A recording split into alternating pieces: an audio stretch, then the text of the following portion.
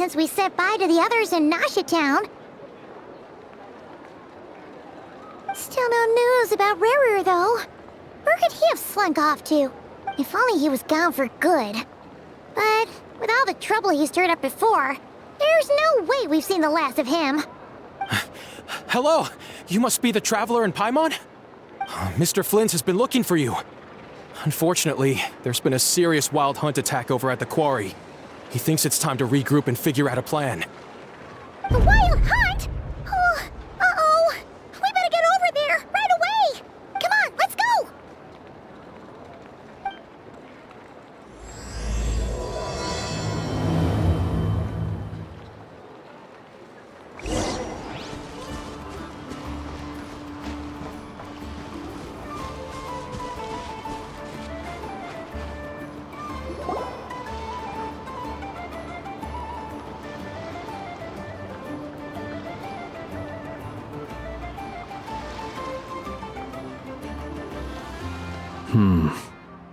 I can barely sense any Kuvaki at all.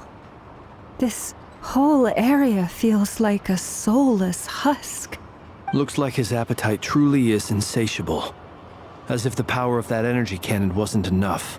He's not seriously still getting stronger? What's his endgame here? Ah, everyone's here already. Hey, we made it. So, what's going on? We've all been on high alert since we split up a few days back, expecting Rarir to strike again.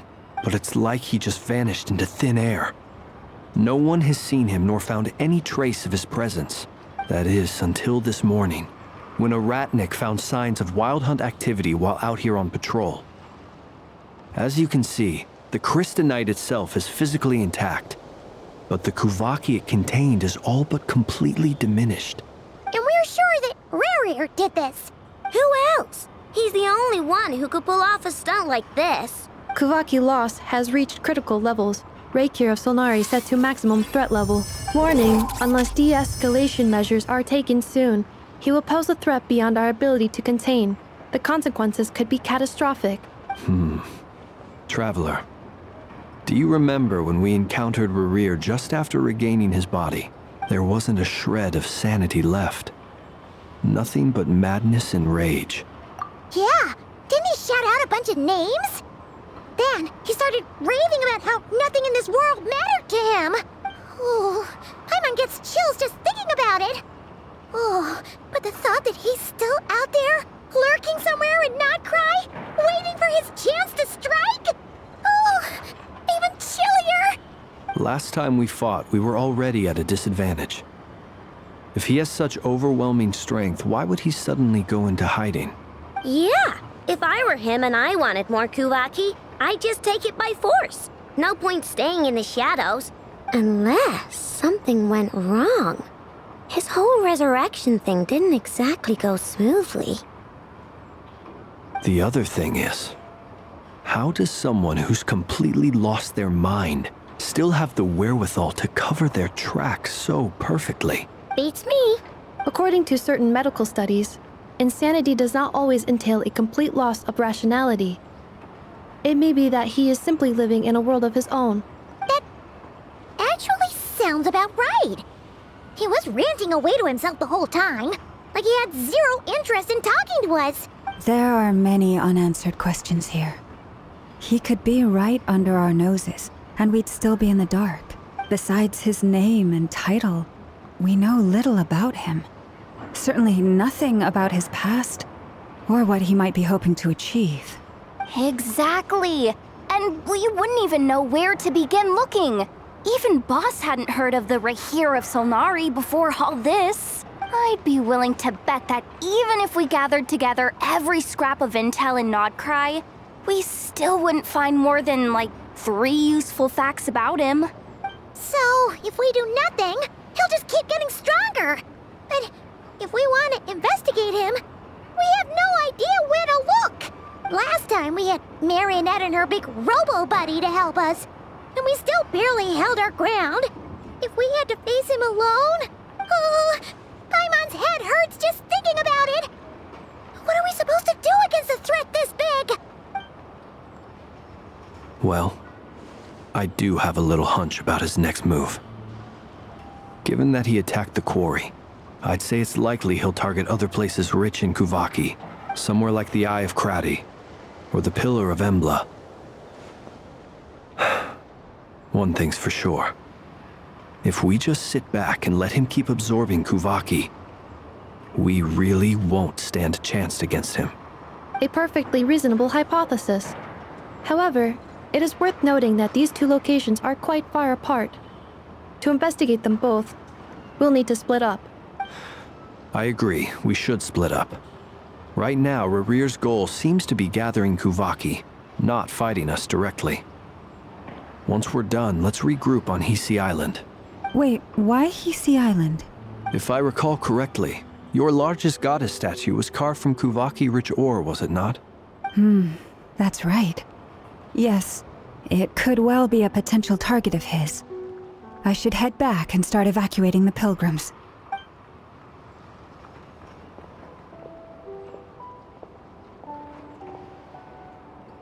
Splitting up's always gonna be risky. But I guess we don't have much choice, right? We're in a race against time here. And if we do run into Rear, what then?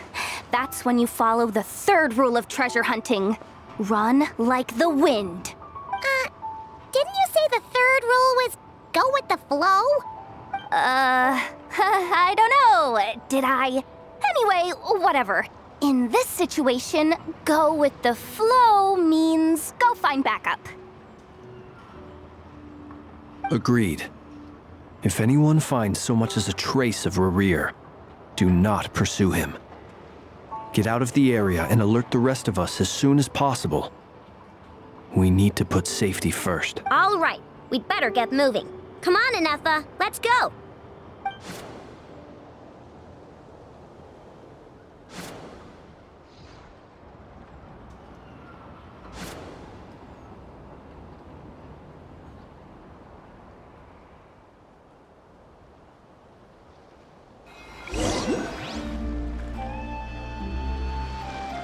Any leads?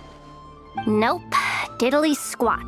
No clues to where he might be hiding. It's like he's a ghost. It feels like we're sitting on a powder keg that could go off at any second. Ugh, I hate this feeling. I'd rather face him head on than be left hanging like this. So, you guys didn't find anything either? Not loving the word either. How about you, Flints? I questioned a few Ratniki and eventually narrowed my investigation down to one suspicious individual. But by the time I got to his place, he was already gone. Almost as if he knew someone was on to him. Either that or he's just extremely cautious and doesn't stay in one place for long. He's been biding his time for a while now. The question is, where or what is his next target? No idea. Since regaining his body, he seems to have lost all interest in the fragment in my possession. If he did still want it, he's had plenty of chances to take it. All we can do now is hope that Aino and Anefa turn up some leads. Darn it, Rarir! If you've got the guts, come face me one-on-one! Wait, he's actually here? I didn't mean it! I swear! No, it's coming from Silver Moon Hall. The Lady Kutar might be in danger. Let's get over there, quick!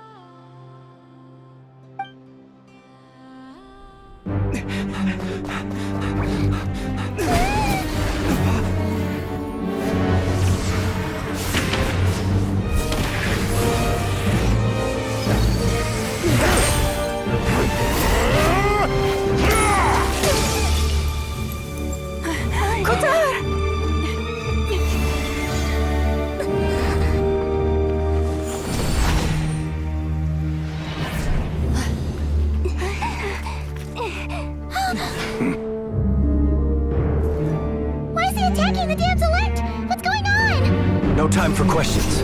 Stop him!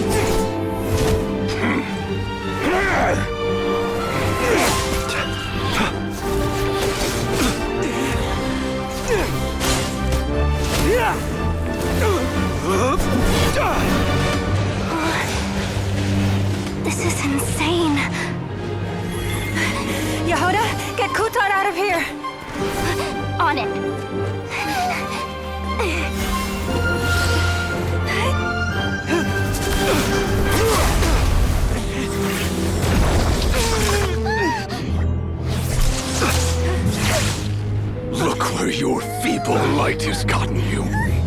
Now, you shall plunge into darkness. Thalindus, soon, I will find a way. Watch out!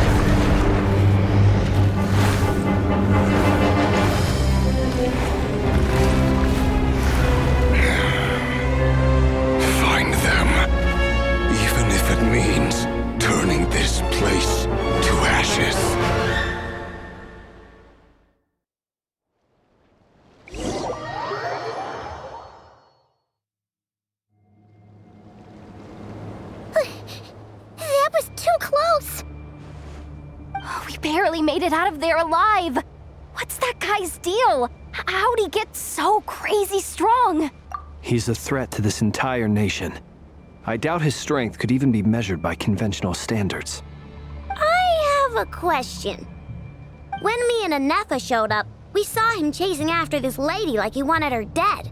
What was that all about? We weren't there for the whole thing either. They were already duking it out by the time we arrived. Yeah, we didn't see how it all started. It all escalated so quickly, we had no choice but to step in. Kutar, can you shed any light on the situation? Kutar. Cross-checking database. I see. So you're the one that the Frost Moon Scions refer to as the Moon Goddess? Wait, she's the Moon Goddess? Oh, no wonder she looks just like all those statues. There are many reasons why people might worship the moon, and just as many why they might despise it. I've never met that person before, but there was no mistaking his deep-seated hostility towards me. Why he holds me in such contempt, I cannot say. But since he hunts the power of the moon, it's no surprise that I am a target. Kutar. There are many potential motives. For instance, you help the traveler escape his grasp. This could be his way of taking revenge. It is also possible that he covets the Kuvaki inside you and seeks to take it for his own. The list goes on. But right now, devising a counter strategy should be our #1 priority. The likelihood of this location being discovered is close to 100%. A counter strategy? We don't stand a chance against an enemy like this. Surely our only option is to run. He's not gonna chase us to the end of the world, right? So as long as we can sneak out of Nod-Krai undetected. No, I can't say that. Come on, Yehoda, this is serious stuff. You can't suggest we all just chicken out. Running is our only option. Huh? You seem surprised, but what other choice do we have? We are facing an enemy we cannot possibly defeat in battle. Well, I mean, yeah, but still. It's not too late. I can distract him, so you'll have plenty of time to make your escape. Wait, what? You're gonna act as bait? Doesn't that make sense? I'm the one he's after. There's no need for you to risk your necks on my behalf. A coyote doesn't stop for bypassers while it's howling at the moon. What is it, Loma? The Frost Moon Scions have already grown accustomed to life without their goddess. My presence here is no longer essential. And this is not my home, so you needn't ask me to stay. We can't just roll over and let him get away with this. That's not our style. Yeah, we can't just call it quits after everything we've been through together. Besides, she'd pretty much saved my life back there. If I just ditched her now, I'd never forgive myself. We can't overlook that you have saved our lives multiple times now. To talk of returning the favor would be a little crass for my liking. But suffice to say that we are friends, and friends look out for one another. Riri's true objective remains unclear. Even if we were to sacrifice Miss Kutar, there's no guarantee he would stop. But Kutar, I know why you left the Frost Moon Scions so long ago. It was because people started treating prayer as a form of trade. They would make self-centered wishes, force you to accept meaningless offerings in return, and then expect you to perform miracles for them, as if that were their entitlement. If it were me, I might have walked away too. But I believe that time can change everything, and that sometimes it takes losing something precious to appreciate its true worth. After much reflection, I've realized that this was never about whether the Frost Moon Scions need you. Any relationship based on need is purely transactional. What I truly hope is that you'll choose to stay, not out of obligation, but as part of our family. You were born here, and now you've returned. Who knows? Perhaps it was the moonlight that guided you home. thank you, Lauma. But my power is on the wane. I'm afraid I will be of little use to you now. Very well then. I'll do as you say. Both times you saved us, we were transported across great distances in an instant. Is that one of your powers as the Moon Goddess? It is, but I find it very draining. I barely managed to pull it off just now, and it will be some time before I'm strong enough to do so again. Rejected by the world, my power is dwindling. Like a lake cut off from its source, slowly shrinking away. Now, it has almost run dry. What do you mean, rejected by the world? The 3 moons belonged to the ancient bygone era in which they came into being. From the moment I was born, the world itself has been steadily sapping away at my strength. The 3 moons are not one and the same. As the goddess of the Frost Moon, I cannot wield the powers of the other 2. Yet moonlight has a way of blending together. Each can reflect the other's glow. So when our fingers touched, I was able to restore my strength by drawing Kuvaki from the eternal moon's marrow. But this method of recovery is painfully slow. If only we could find the... It's the Wild Hunt! Even faster than we expected. We'll have to finish this conversation later. See how those Wild Hunt creatures are running away from us. They're likely just a scouting party, which means Rerir won't be far behind. Then what are we waiting for? Let's get the heck out of here!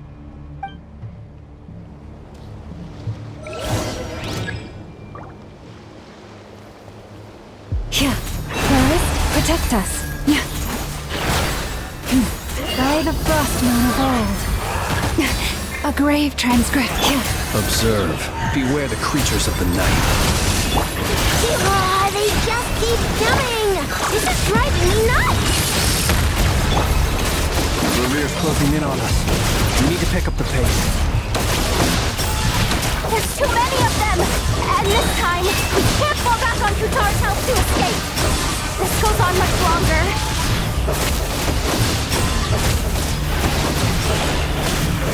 Be silent. Do you fear the dark? Leave this place for the everlasting. Eeny, miny, mo. Look, the rainbow! Preparing for jump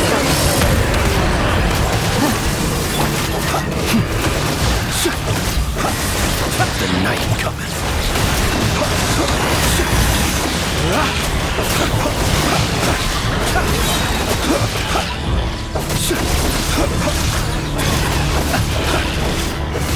Observe.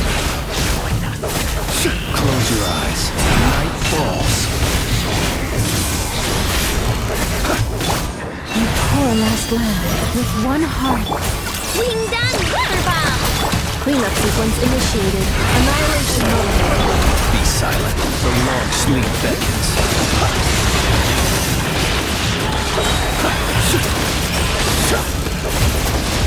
Close your eyes.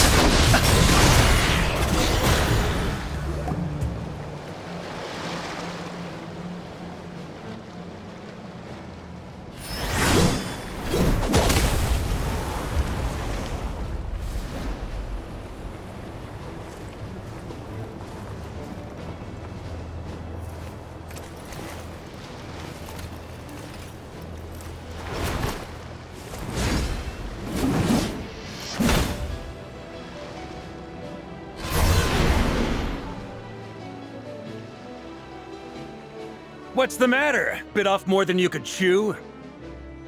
How are you? Uncle Varka! You're back from Amsvartnir?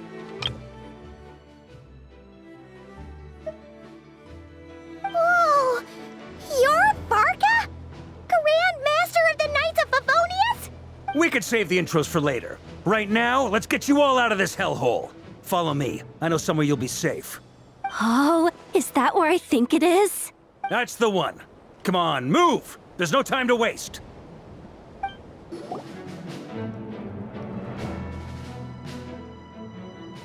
Wow! Where are we? This is so well hidden. Well, that goes without saying. This is the Knights of Favonius' meeting place in Nod-Krai, and a contact hub for the Northern Intelligence Network. AKA, the black market of intel. No matter what faction you're with, it's the place to buy and sell information. Their headquarters are in Nod-Krai, but they've got contacts in every nation. As an expeditionary force on foreign soil, working with them has offered us the most effective way of getting our hands on reliable local intel. This is where we meet, so naturally, it's secure. Anyway, where were we? Folks from Nod-Krai should be pretty familiar with me by now, but I believe this is the first time we've met. Allow me to introduce myself. I am Varka, Knight of Boreas, and Grand Master of the Knights of Favonius. We've heard all about you. This meeting's been a long time coming. You look way younger than Paimon expected, but you definitely have that Grand Master vibe. Well, I'm no spring chicken. Just not showing my age yet. Definitely feeling some of that back pain today, though. Rushed back from Amsvartnir without a wink of sleep, only to get right into another fight with that freshly revived maniac. Another? You mean you fought him before? Yep. He wasn't nearly as strong back then, but he was still a formidable foe. I brought some of the knights along to give him a little surprise, but he saw us coming from a mile off. My squad took heavy injuries, and I barely made it out alive myself. We knew it might have been our last chance, so we staked everything on it. But still, it wasn't enough to stop him. I tried tracking him down afterwards, but he didn't leave a trace. Even in his unhinged mental state, he's as cautious as any trained operative. So, I decided to come find you. And as luck would have it, turned up to find you being ambushed by the Wild Hunt. The rest, you already know. Is that why he's been frantically absorbing Kuvaki these past few days? Because he sees you as a threat?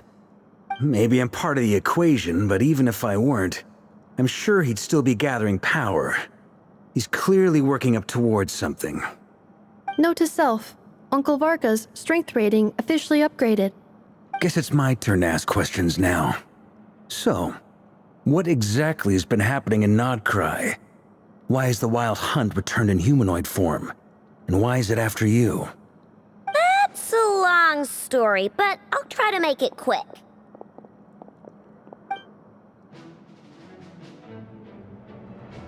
Wow, I had no idea so much had happened. Sounds like you guys have really been through it.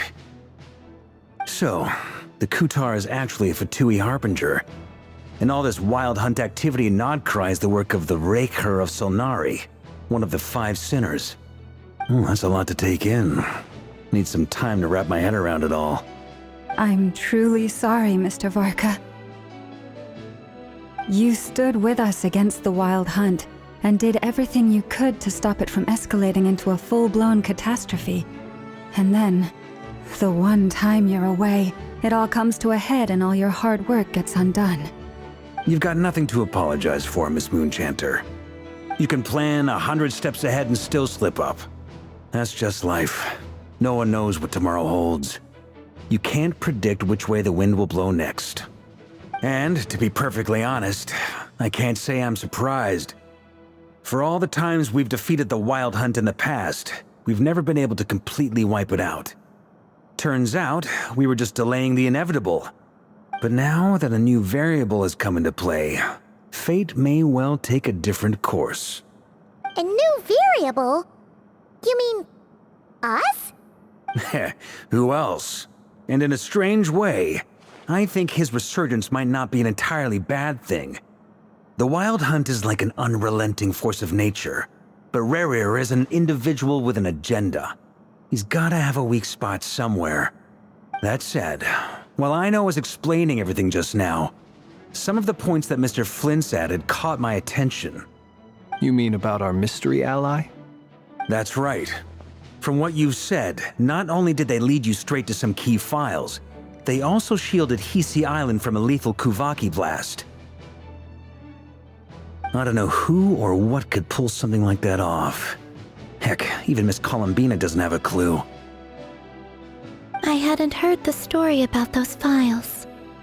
Would you mind repeating their titles for me? Wild Hunt Phenomena Log, a Nod-Krai and Ratnik's Field Journal, and Kuvaki Survey Log. Oh. No, still doesn't ring a bell. Another dead end. Guess all we can do now is hope that our mystery ally keeps showing up when we most need them. Still, it's safest to assume they won't be intervening again. From here on out, we'll have to resolve this crisis by ourselves. Your intel also explains something else I've been wondering about. The reason I led my team to Amsfarnir was because we'd had reports about a possible source of the Wild Hunt showing up there. But once we looked into it, it turned out to be a red herring. I don't know who was behind it, but clearly, it served its purpose. I doubt it's by chance that he happened to make his comeback while my attention was diverted. And from everything you told me, it sounds like his scheming began well before his return. So maybe luring me away was all a part of his plan. But is it even possible that he orchestrated all of this by himself? The Moon Maiden and the Raker of Solnari, Nod-Krai of all places. The way everything is unfolding, it can't be a coincidence. So, what do we do now? Got any ideas? Right now, we've got at least 3 things to consider. Let's go through them one by one. First, we need to figure out how to take down Rerir. If we can't beat him in a straight-up fight, the rest won't even matter. To my knowledge, the bulk of Nod-Krai's fighting force is already gathered here. But even with everyone united, we're still no match for Rerir in his current state, let alone with his power still growing. What if there was a way to tap into a new power of our own? How so? Have you thought of something, Columbina? 3 moons once watched over this world. The Eternal Moon was the largest. The Frost Moon was the brightest. And the iridescent moon was the most mysterious. They say that back then, the 3 moon goddesses wielded immense power, enough to shape the workings of the world itself. I now bear the frost moon's power, and the eternal moon's marrow resides within the traveler. Hold on. Are you suggesting? The iridescent moon, the last piece in the puzzle. That's right. If we can find the iridescent moon's marrow, I will be able to regain my strength much more quickly. The 3 moons are said to stir the tides and illuminate all things. Perhaps they hold further secrets beyond our understanding. According to my analysis, the solution is feasible. However, it is subject to one major condition. How do we locate the iridescent moon's marrow? I know a way, but we will need to visit the Fatui's Experimental Design Bureau. The Experimental Design Bureau? Are you saying we need to involve Marionette? Yes. I must speak with Sandrone. It's a long way from here to the Experimental Design Bureau. There's a high chance you'll be spotted. You shouldn't go alone. Then that's settled. Next up, our second priority. Somehow, we need to figure out Rarir's end goal. As you saw for yourselves, when he was still in his wild hunt form, everything he did was for the sake of recovering his body and resurrecting himself. His first act since then, after laying low for a while, was to try and assassinate this young lady. People's obsessions often reveal their greatest vulnerabilities. There must be a reason why he despises the moon so deeply. Perhaps it sheds some light on his title, the Raker of Solnari. The Wild Hunt has plagued Nod-Krai for centuries now. If we want to stop it for good, we have to get to the root cause of what's driving it. It's true. We still know very little about him. If Kuthar hadn't given us that lead, we wouldn't even know his name. But where would we even start? I doubt even the Intel Queen of Nod-Krai has a clue, and she has info coming out of her ears. Oh? That's a rather hasty conclusion for someone who's so painstakingly meticulous when it comes to dealing with machines. She heard me.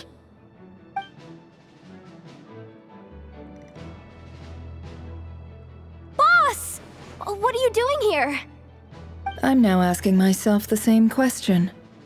I received a letter from a humble knight of Favonius, requesting a meeting to discuss a major business deal. But it looks like this humble knight had something else in mind.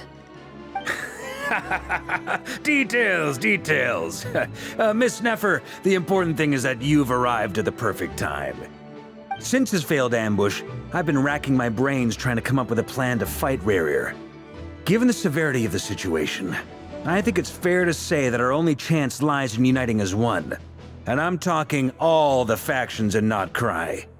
We can't do this without the Curatorium, but I knew it'd be a tough job to win you over. So, I took the liberty of reaching out for a little chat. Wait a sec. How did you even hear about this place, Neffer? Didn't you say this is meant to be the Knights of Favonius' meeting spot? And a contact hub for the Northern Intelligence Network? And isn't it supposed to be super hidden? You really think he could have gotten settled in Nod-Krai without my help? Besides, I'm the one running this gig. Of course I know where the meeting place is.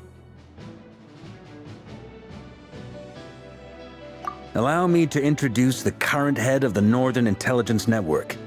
If it's intel you're after, she's your woman. Pretty much seen and heard it all. Please spare me the flattery. Let's cut to the chase. Seems like you've run into some trouble, huh?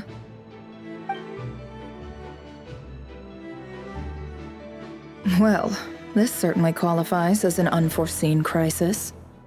On behalf of the Curatorium of Secrets, I wish you all the best of luck. So you're just going to sit this one out? Why should I get involved? What could possibly be in it for me? What if we told you we can't do this without you? Oh? Then I'd say, You'd better make it worth my while. I don't work for free. I can't put a price on something like this. It's just not in my nature. But then again, you and I have always been polar opposites in this regard, so I can't exactly say I didn't see this coming. If you insist on compensation, I will pay you. Consider this a formal commission. Sound fair? You just don't give up, do you? Too bad. I know you well enough to know you can't afford my prices. The riskier the job, the more it'll cost. And a moon chanter's stipend isn't exactly generous. Unless you're planning to start passing the donation box around among the faithful. Boss, just a thought. If they come up short, maybe you can take the difference out of my next few paychecks. Things got really dangerous during the fight with Rerir. If this girl hadn't saved me, I'd be ley line fodder by now. I'd be gone for good, boss. If there's any way we can make this work, I'd really like to help her. Please? I'm begging you. This is why I'm always telling you never accept favors. They are the hardest debts to repay. You have to be careful who you get involved with, or you invite all kinds of misfortune. Very well, Yehoda, I will help. But just this once. Don't count on this happening again. Flynn's, that fragment that Rerir was after, do you still have it on you? Of course. Let me borrow it. I need it to follow up on some leads. Wait, you actually have some leads? Shh. This is top secret information. I get it. We all have things we'd rather keep to ourselves. Plus, I know we can count on you, so we'll leave the intel gathering in your hands. And that brings me to the third and final item. We need to find a way to distract him. We need time to make our move, so someone will have to stall him. I'm in for this part, no matter what. Anyone coming with? Count me in too. Come off it, you two. Quit playing heroes. I'm way ahead of you here. Nefa did a scan of the Moon Goddess's Kuvaki signature, and we're gonna use it to make some decoys over at the Kramkake craft shop. Anyone who's in, follow me. Once they're ready, we'll deploy the decoys across Nod-Krai. So as long as the rest of you keep moving, he won't catch on to your scent and won't be able to track you down. I like it. Genius idea. No biggie. All right then, we'll split into 3 teams. Once your team has finished their mission, return here and wait for the others. Dismissed!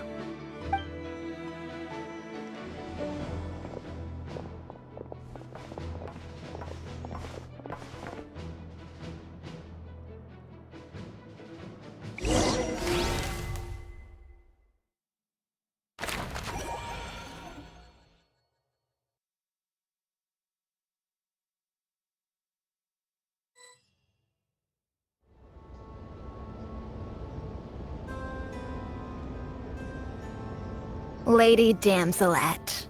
Wait, and you two? What are you doing at the Kuvaki Experimental Design Bureau? We've been doing our best to mind our own business lately. But if you're just gonna waltz up here like this, you're seriously pressing your luck. Don't blame us for doing what we have to. Huh! You really think that's gonna scare us off? We're not looking for any trouble. I just want to see Zandrone. Do I need to remind you that you're still a wanted fugitive for deserting us?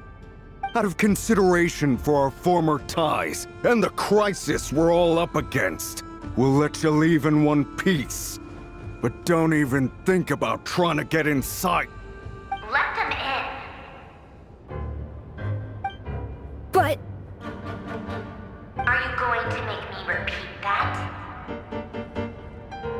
No, my lady. Zandrone seems to be in a good mood. Must be maintenance day.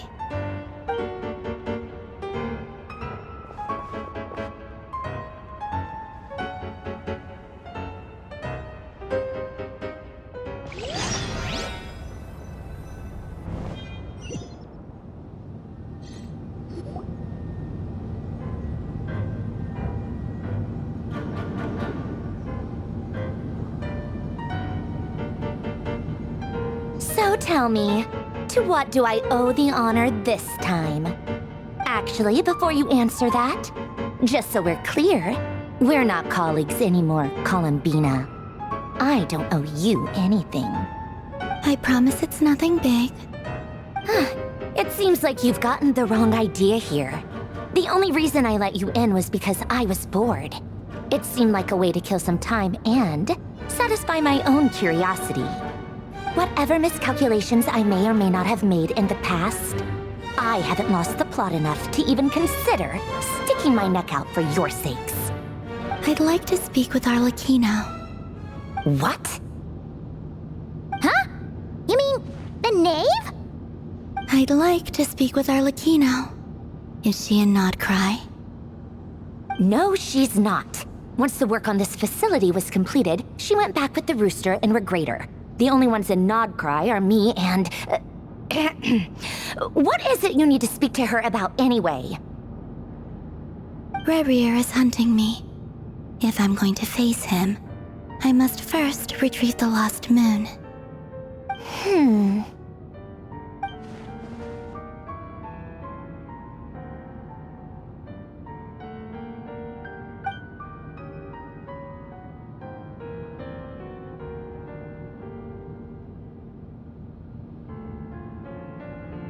Is that a no, then?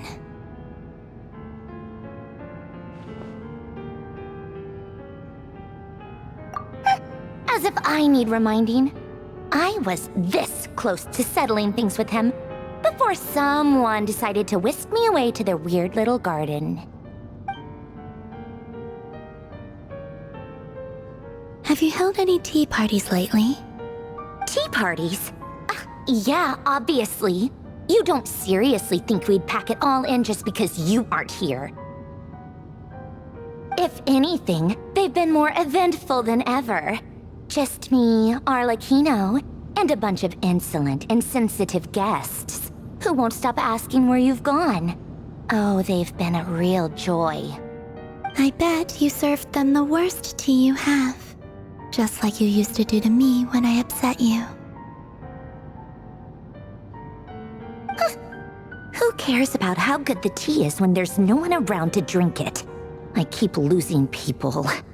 First Rosaline, now you. I'm running out of people who can make me laugh. Honestly, what could be more ridiculous than the multi-centenarian goddess, who's only ever had the plain herbal tea she received as offerings? You'd always brew a different type of tea for me each time. Was it really just to see how I'd react?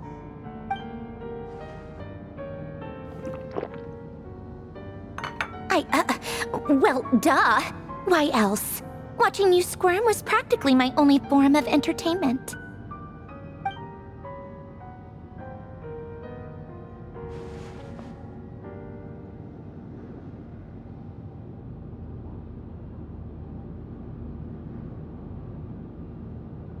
Oh, yeah.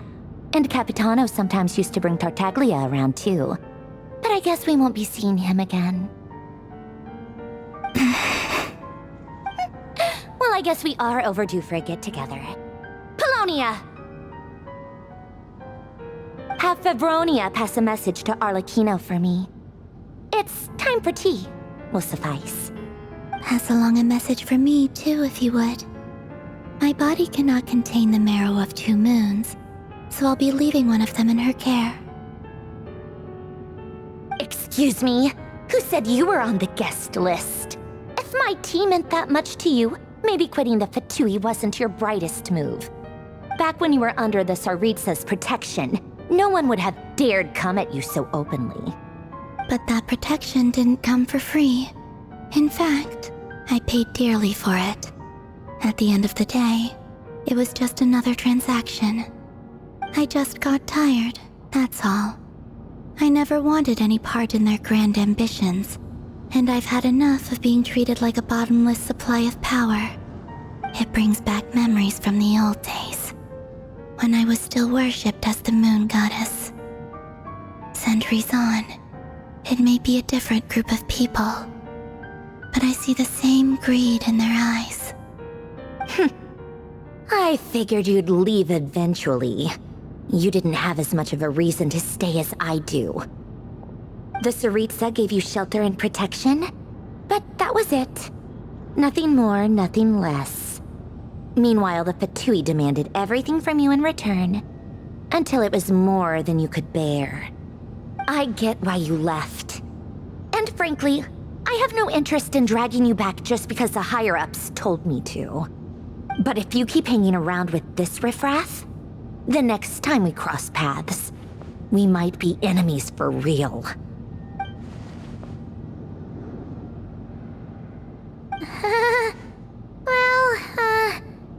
Guess that's our cue to leave.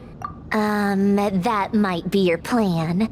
But it sounds like someone else wants you to stay a little longer. Huh?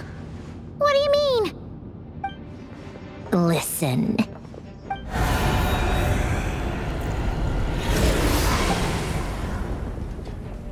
My lady, it's the Wild Hunt. A horde of monsters is headed straight for the facility. Another uninvited guest trying to crash my tea party. Clear the area! I'll handle this. Wait, what? You want us to leave you here by yourself? You'll be lucky to make it out of this alive. You really think you can afford to worry about me? Go on, get out of here. You may have stopped Polonia from crushing him last time, but I've made sure that won't happen again. The entire Experimental Design Bureau is rigged for war. Stay and watch if you want, but it'll be at your own risk. You're not flagged as friendlies in the weapons system. Don't tell me what to do! Look, if you're leaving, make it quick, or you'll just get in my way. There's a secret passage on the second floor. It'll take you right to the plains out back. Stare all you want, Columbina. You're not getting another invitation to my tea party. I know. But thank you anyway, Sandrone. This is exactly why you shouldn't hang around with those people. All their melodrama and sentimental nonsense is rubbing off on you.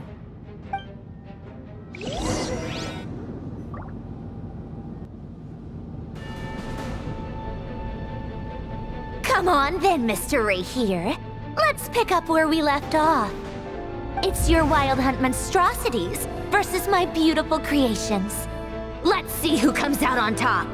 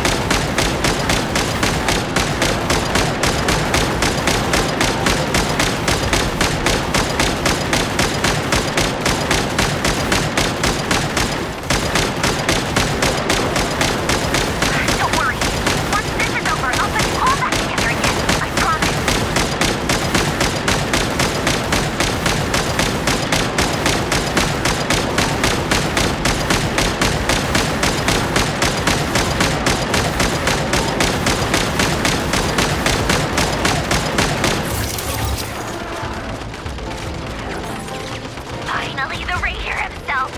Time to... Huh? Where'd he go? Uh-oh.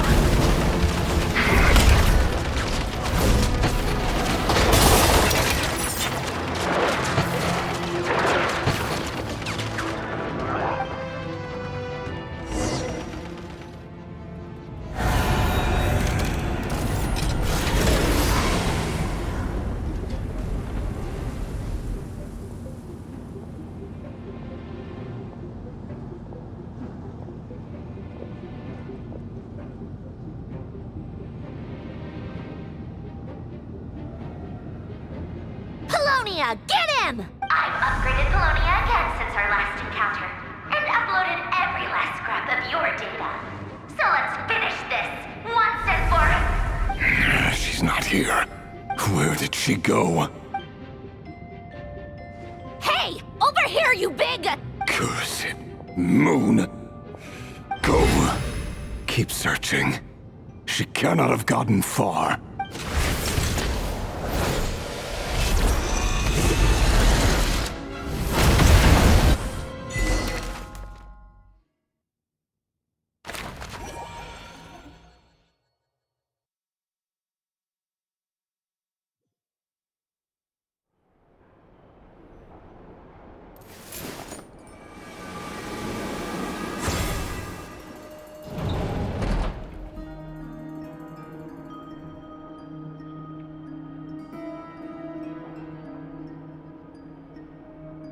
So this is your method for investigating Rarir's past? It almost looks like some kind of ceremony.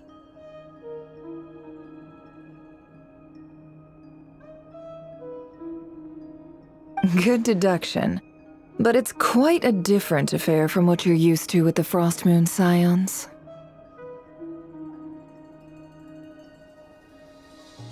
Whoa! First time I've ever been in here. Boss always said it was off limits, so I pictured some kind of creepy dungeon. But it's actually kinda nice. Oh, I guess this must be Sumero decor? That's where Boss is from. And that nice shopkeeper who sold me my treasure compass. I'm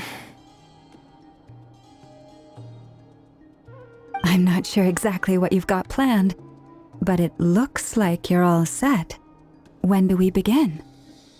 Whenever we wish. But for some reason, I've got a feeling this isn't going to end well. I've never faced Rarir myself, but from what you've told me, his power is beyond anything I could imagine. I, on the other hand, am just an ordinary businesswoman. Our paths should never have crossed, yet here I am, forced to make an enemy of him. If you ask me, you're about as far from ordinary as it gets. So what are you saying? You're getting cold feet? Once I take a job, there's no backing out.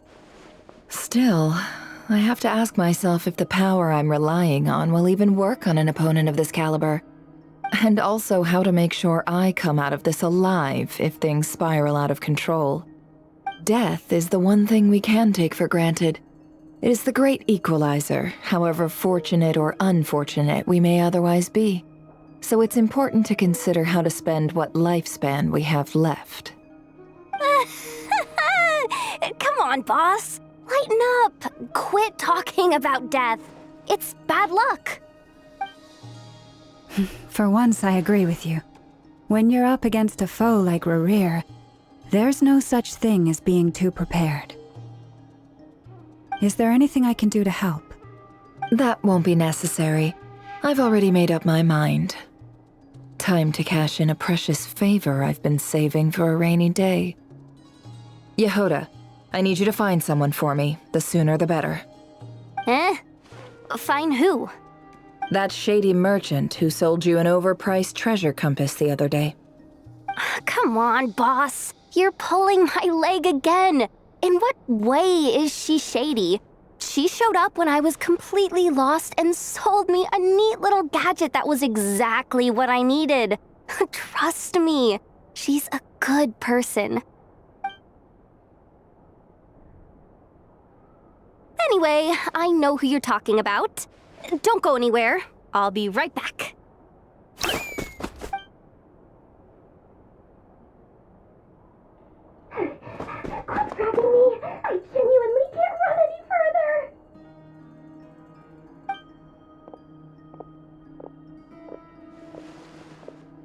Hey, aren't you?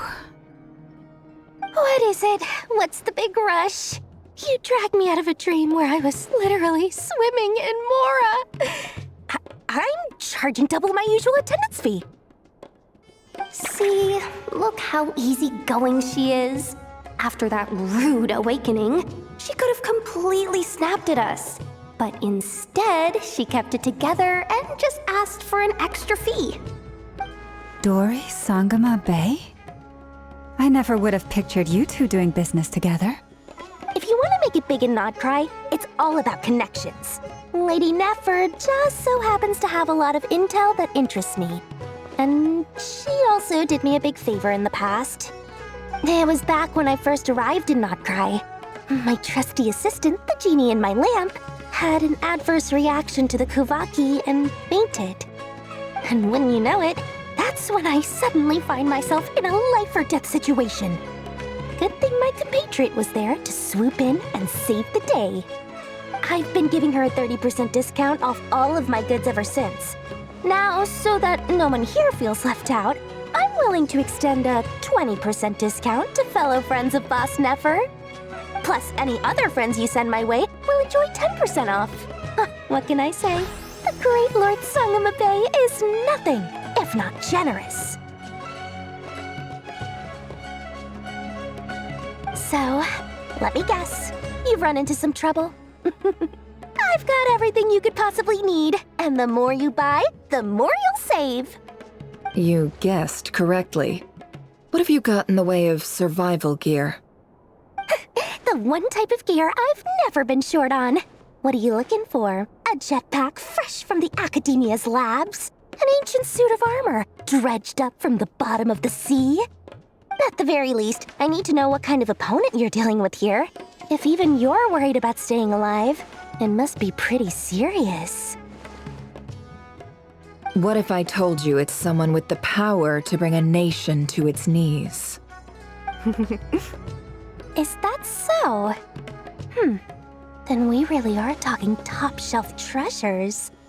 I don't have anything like that in stock right now. I'll have to ask my supplier. Your supplier? A powerful woman, make no mistake. I can't reveal her identity, but luckily for you, I hear she's planning to visit Nod-Krai in the near future. If you're willing to wait, I can ask her when she's here. Can't say exactly how long that'll be, though. Then, let me put it another way. What would you do if you encountered an enemy like that? Roll over and serve yourself up on a silver platter? Of course not! I have a handy little trinket from one of my generous suppliers, which... Hold on. What exactly are you getting at? No! This is for my personal use only! Let's just say I'm borrowing it, all right? Just for insurance purposes. You'll get it back later. Favors are the worst kind of debt to owe, and now you've got a chance to repay one. A win-win situation, don't you think? Fine. You can borrow it for 5 days. No, make that 3. And for every extra hour after that, I'm charging you 1 million mora. Deal? Deal.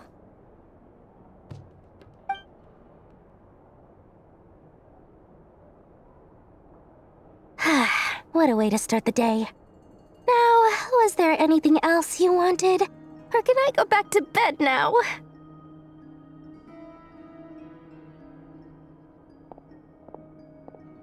That will be all. Take care now.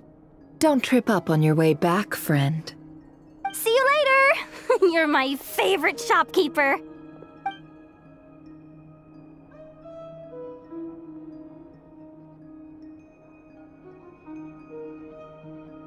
Excellent. Everything is well and truly ready. The ceremony can now begin.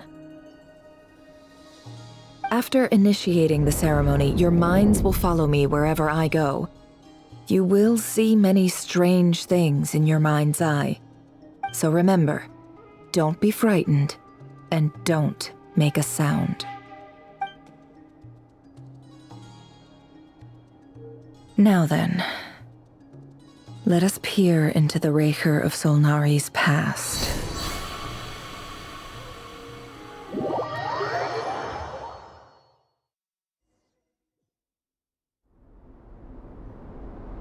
I made it. I don't recognize this style of architecture. Must be Conrian. Simple furnishings, table and chairs. It's a more ordinary house than I might have expected. Looks like the fearsome Raker of Solnari came from surprisingly humble beginnings. Unless this passed for luxury in Conria.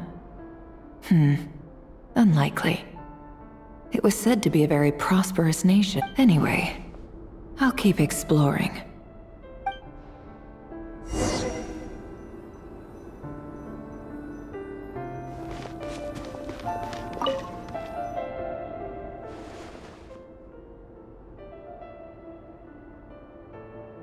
Hi, Rivier. Since you're working extra hours tonight, I thought I'd keep myself busy by checking out that new kebab shop. I've heard good things about their menu. I'll test it out, and if it's as good as everyone's saying, let's go back together sometime. P.S. New stash from the Universitas Magistrorum. I brought some goodies home. A few teacups and a pin rack. Hope you like them. They didn't sign their name, but they must have been close. Sounds like they were living together.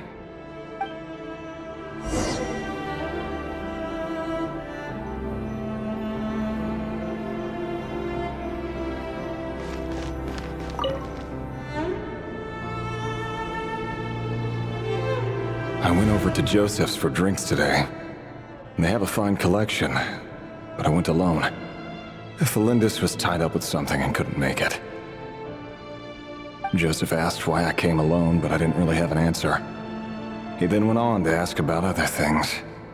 If you ask me, someone who asks that many personal questions is too nosy for their own good. But if he invites me again, chances are I'd still go. Felindis. That's the same name Rerir mentioned. Crane imports keep falling. If things don't pick up, we'll soon be back to meat and mushrooms only. Honestly, I'm not a huge fan of that new type of mushroom everyone's been into lately. Didn't it start out as a lab-grown variety? I heard it's even mildly corrosive. Seriously, why would you even eat something like that?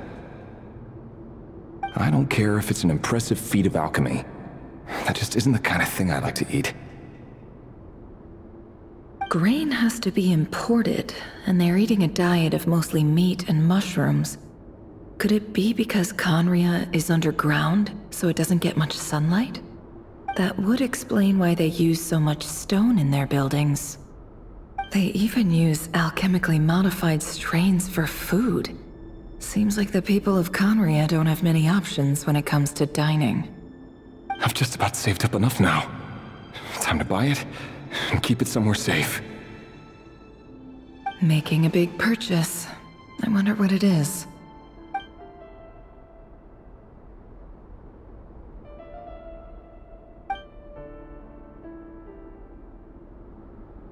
He really is a professional. No wonder he's so good at covering his tracks. Despite what he's become, it seems like he's retained certain habits, at least in this regard.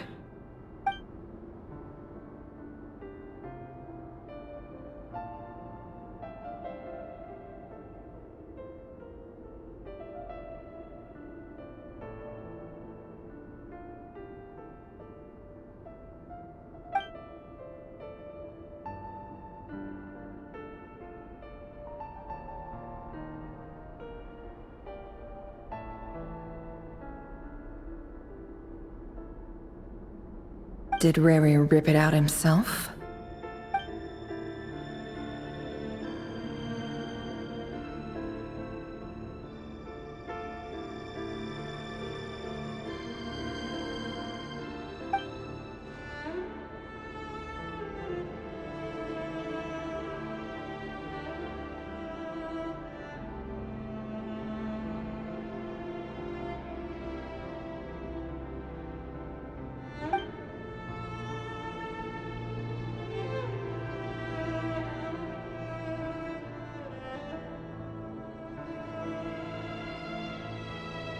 Before I met you, I was convinced that my heart was nothing more than a stagnant pool. The burial place of a fallen moon. A withered, windless grove where the waters rested forever unrippled. It was you who helped me see that my heart hadn't entirely withered away. That it could still beat to the rhythm of love.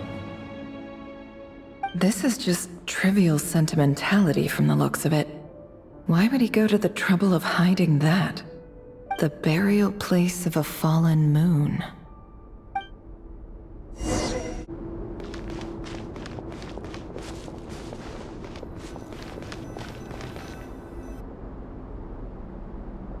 Reverie, over here. Dane! Oh, and, Vediflin here? What a surprise to see you here, sir. Hello there, Reverie. You need not address me so formally outside of court. He doesn't get that much free time, so I invited him over for a drink. Even the court prophet deserves a break every now and then, right? Well, I'm flattered. So, what are we discussing today? Hey, don't look at me. As far as I see it, we don't need an excuse to have a few drinks. Come on, don't give us that. Didn't you say you were about to pop the big question? How's that coming along?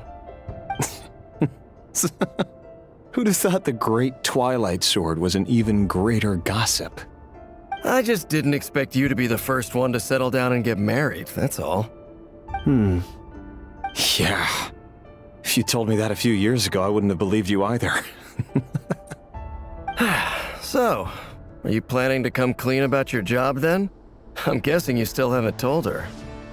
Sure, I'll have to tell her at some point. But I'll need to pick the right time and place. To be honest, I have no idea how she'll take it. Come on, stop being such a pessimist. For all you know, she could be thrilled. I bet she'll be much more impressed by your actual job than the one she thinks you're doing now. A member of the King's Guard. Quite the cover story. Does the king himself even know? Of course he does. Anyway, enough about me. How have you been? Me? Same old, same old. Nothing much to... Huh? What's up, Ved? It's nothing.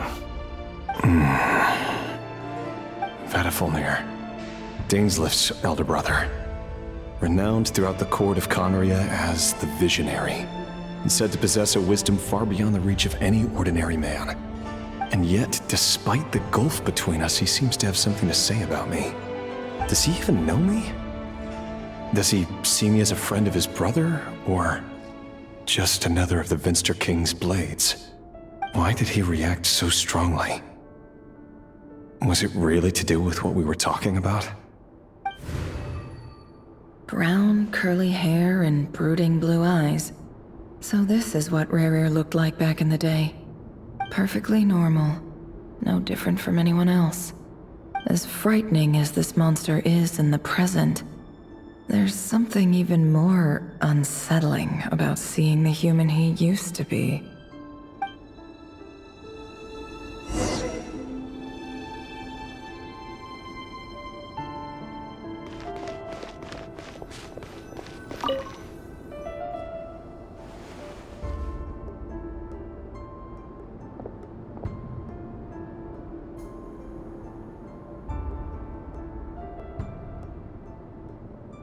Felindis?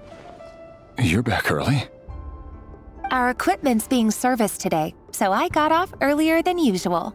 How's your day been? Aw, why the long face? Is something the matter? Has your boss been giving you a hard time again? Went for a drink with Dane and the others after work. Isn't that a good thing?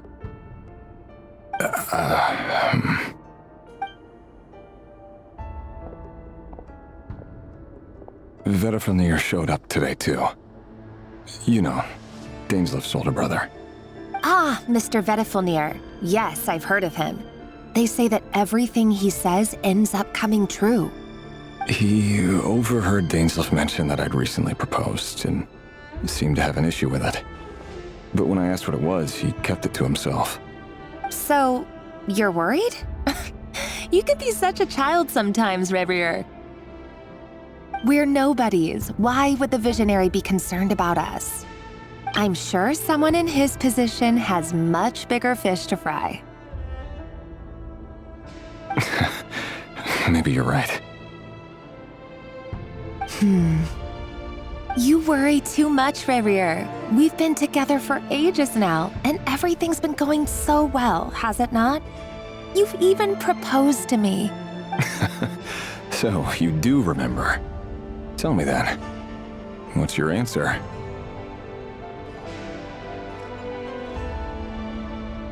Like I said, I need some time to decide. You can't just rush into things like this. We may be nobodies in the grand scheme of things, but if we want things to work out, we've still got to plan ahead. All right. Take your time. Just don't keep me waiting forever. Nobodies. Sounds about right. In the eyes of people like Vedalfnir and Dainsleif, what do we matter?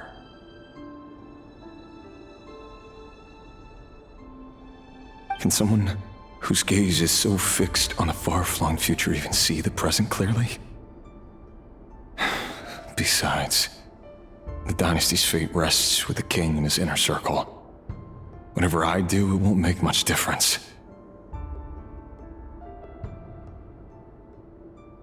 Meanwhile, every idea they come up with and every decision they make, it affects everything. These days, the king is lost in his research, and the purge of the Crimson Moon bloodline grows ever more intense. The opposition tried to speak out, but nothing came of it. And I'm under no illusions as to why. Because we eliminated them and got rid of their bodies. A man can have 1,000 reasons to carry a sword, but there are few good excuses to use it. Yet the king has never even considered a gentler approach, and he never will.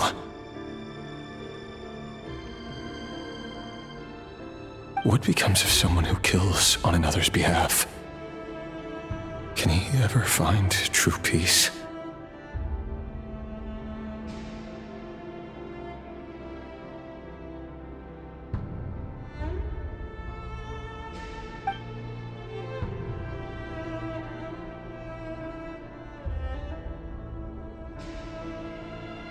Thelindis?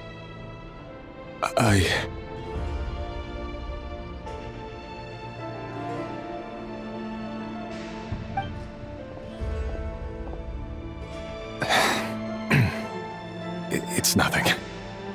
You were right. Fate has never smiled upon nobodies like us. But by the same token, it's unlikely to bear a grudge against us either.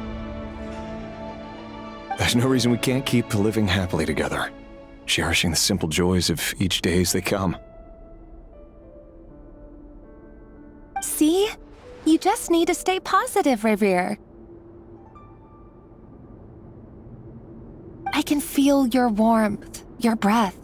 You're right there, right by my side.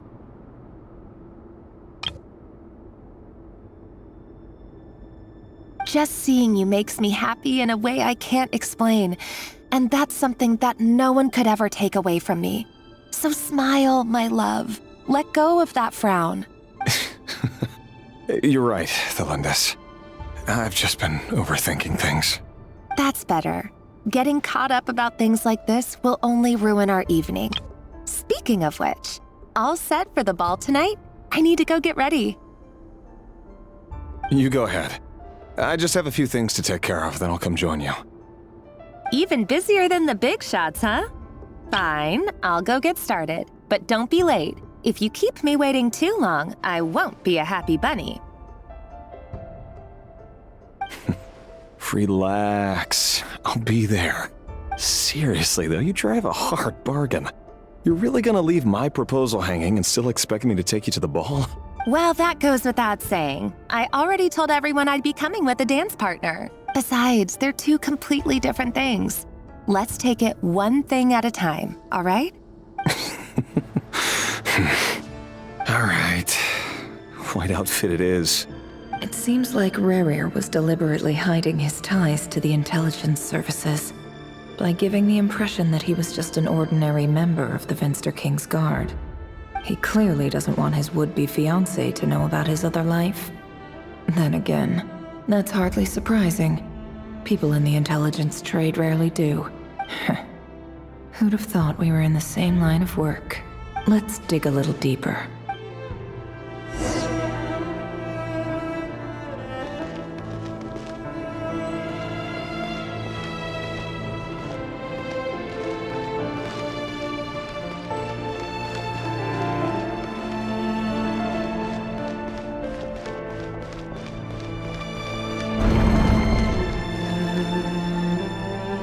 Our last operation was a resounding success, and all thanks to you, Rerir of Solnari.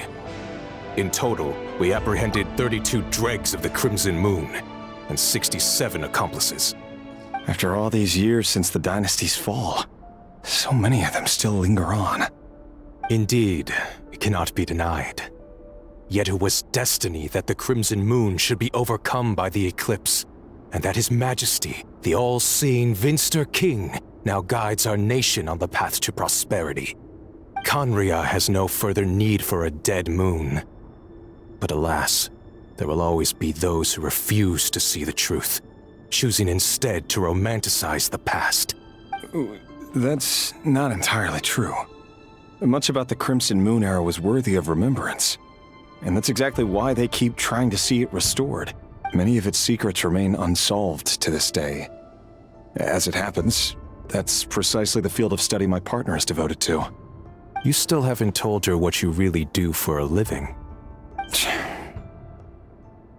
Where would I even start? How do you tell someone that you're one of the king's hand-picked executioners? That your hands are steeped in blood?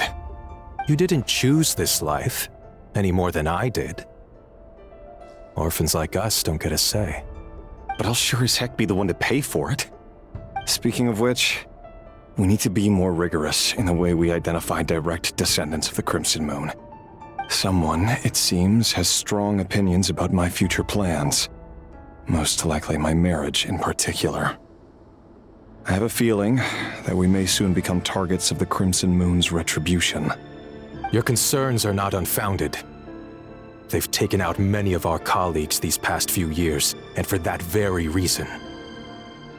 These are no helpless lambs we're leading to the slaughter. They're wolves in sheep's clothing. Take care, Rerir of Solnari. I look forward to toasting you at your wedding. Thanks, Thorkel. You look after yourself, too.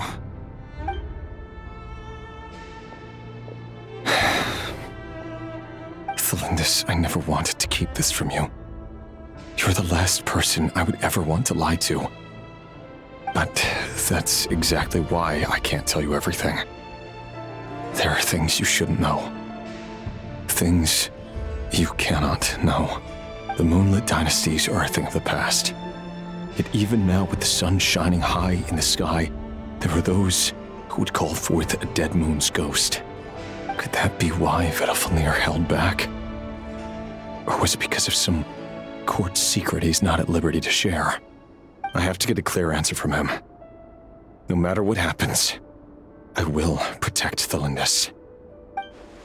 Rerir seems to be very concerned by Vedalfnir's reaction. Vedalfnir and Dainsleif, the Visionary and Twilight Sword. So that's what they were really like.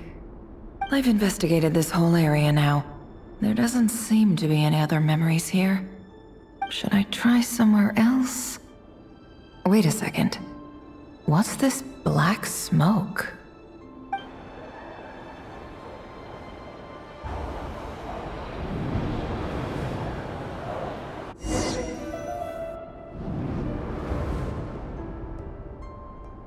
So he's late after all. Just you wait, Rerir. You're in for it. Big time. Are you waiting for someone, ma'am? Could I tempt you into buying some flowers? Oh, sure. Pick me out a pretty bunch if you would. Thank you. But I'm afraid none of them are as pretty as you. For someone so young, you sure have a way with words, don't you? I'm only telling the truth. Look me in the eyes. You'll see I'm not lying. May we have a word in private? Who are you? And what do you want? It doesn't matter who I am. Too many of our kind have fallen lately, so I decided to take the risk of reaching out. Not long ago, the Ray here of Solnari led an assault on one of our strongholds.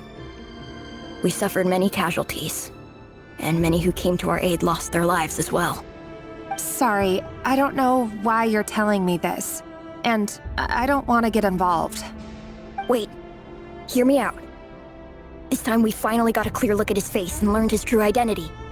His name is Rarier, and he claims to be one of the King's guards. What did you say? A cruel irony, isn't it? The man you're set to marry leads a double life as a brutal executioner. But surely, you must have caught a whiff of the blood on his hands. Why are you telling me all of this now?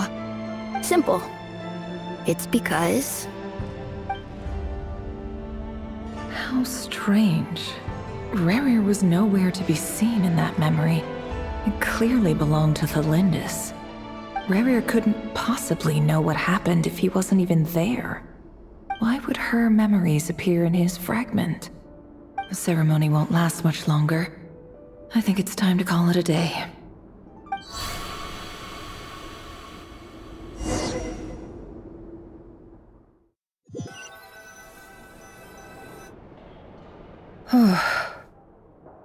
So that was your doing? Did you just pull us inside Rarier's fragment to spy directly on his memories? Any more questions, and I'll have to start charging. I had no idea you could do that, boss! Seriously, that was amazing! We're not worthy. I gotta admit, though, I'm itching to see what happens next. Feels like we barely scratched the surface. I'm just as curious as you are, but the ceremony only allows for limited time inside. That's all we can see for now. Luckily, we managed to learn quite a lot. So far, so good. I just hope the others are doing okay too. Especially the group with the Traveler. Their mission is a risky one. Let's hope it's all going smoothly. If you're worried about them, go see how they're doing. If I know boss, she's gonna need some time to write up all the details and make sure it's all coherent. I'll stay behind to lend a hand, but feel free to head back and meet up with the others.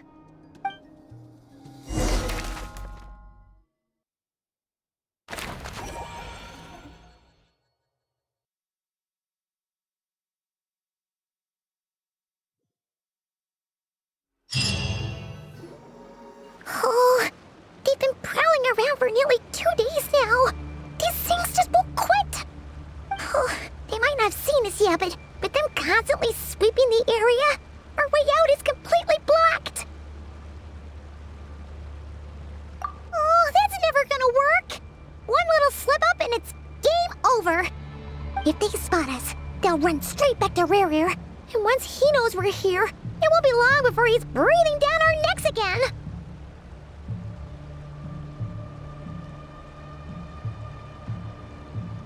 Oh, guess you're right. All right, time to zip it.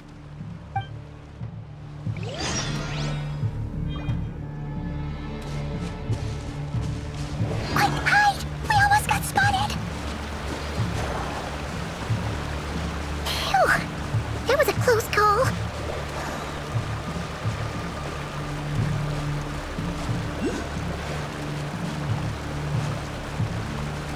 Watch out! He's coming this way!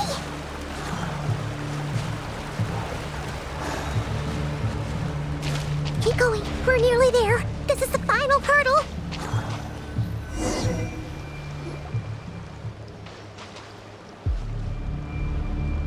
Oh, there's no end to these things!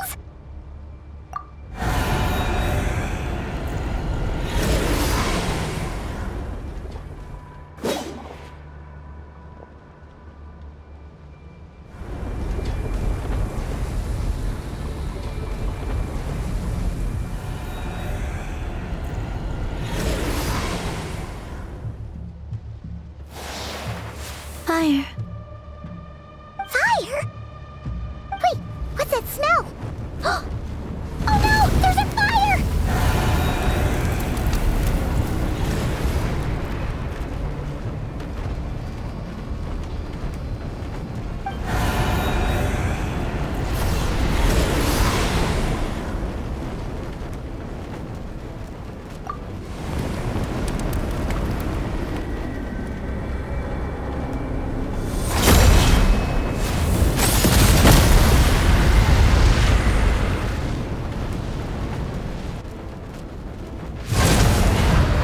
Sandrone was right. You look weak, Columbina.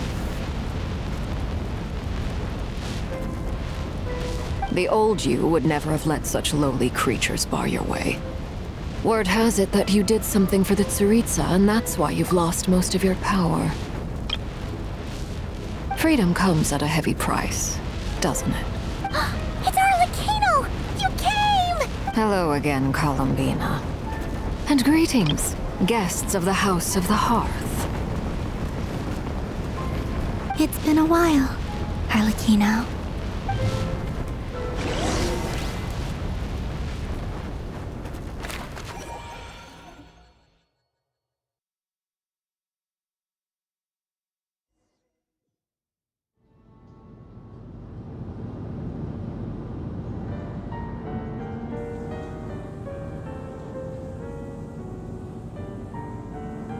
Stupid right here of stupid Solnari.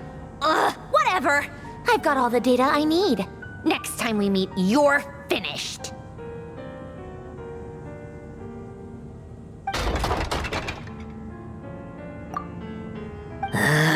He sure doesn't pull his punches. Excuse me, do you need a hand? You can do me a favor by staying out of my way. Can't you see I'm busy? Wait a minute. I recognize that voice. Hello, Miss Sandrone.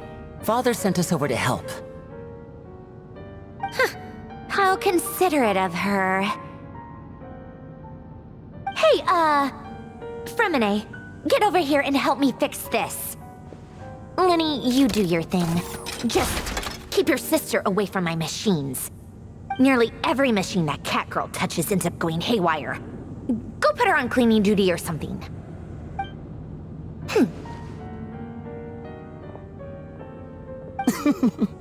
Then let's start downstairs. Fremine, we'll leave this place to you. You've got it. Wait a second.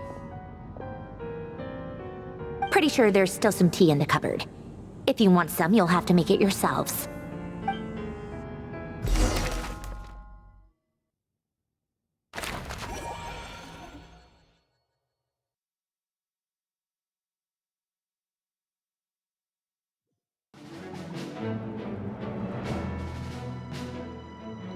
It's a relief to see you all made it back in one piece.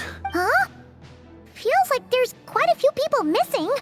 Where's Flint's and the others? And what about Niffer? I returned ahead of them. Flint is helping Aino and Anefa to set up the decoys and buy us some time. As for Miss Neffer... Boss is still wrapping things up on her end. She sent us back to fill you all in on the top secret intel we've been gathering. I see. Then let's get right into it. But first, who do we have here? You brought someone else in to help? Greetings. I was invited here to help as a longtime Tea Party companion of Columbina's. You may call me Arlecchino. Surely it can't be. Those eyes. Oh, where have I seen them before? Wait, of course. In those memories we just saw. The only Arlecchino I know is the fourth of the Fatui Harbingers. So either you share a pretty uncommon name, or you're more than just a Tea Party buddy. You are well informed, Grandmaster. A man from Mondstadt living all the way out here in Nod-Krai, and yet the people and affairs of Snezhnaya seem to hold a special place in your heart. Oh, the feeling's mutual. Sounds like you know all about who I am, too. A Fatui Harbinger. The atmosphere in here just got really tense. Guess we can't just start trusting Fatui Harbingers, even at a time like this. I must admit, though, I'm a little curious. Seeing as the moon goddess no longer belongs to the Fatui, what makes you so willing to put your neck on the line here? Nor does Nod-Krai belong to Mondstadt, Mr. Varka. Yet still, you're fighting for it all the same. Things don't always have to have a tangible payoff. Sometimes, stopping things from spiraling out of control is a higher priority than chasing the spoils of victory. Of course, I can't say there's nothing in it for me at all. But that's between Columbina and myself. Forgive me. I don't mean to doubt you. It's just that the Fatui really have been the source of many of our troubles. We have our own way of doing things here in Nod-Krai. But ever since they arrived, the Fatui have treated us with nothing but hostility. I know there's been a lot of bad blood between us in the past. I've done my utmost to avoid friction whenever I could. But sometimes fundamental conflicts of interest simply can't be settled amicably. That's why I'm here solely in a personal capacity. This has nothing to do with the Fatui. As a gesture of good faith, I'll be frank.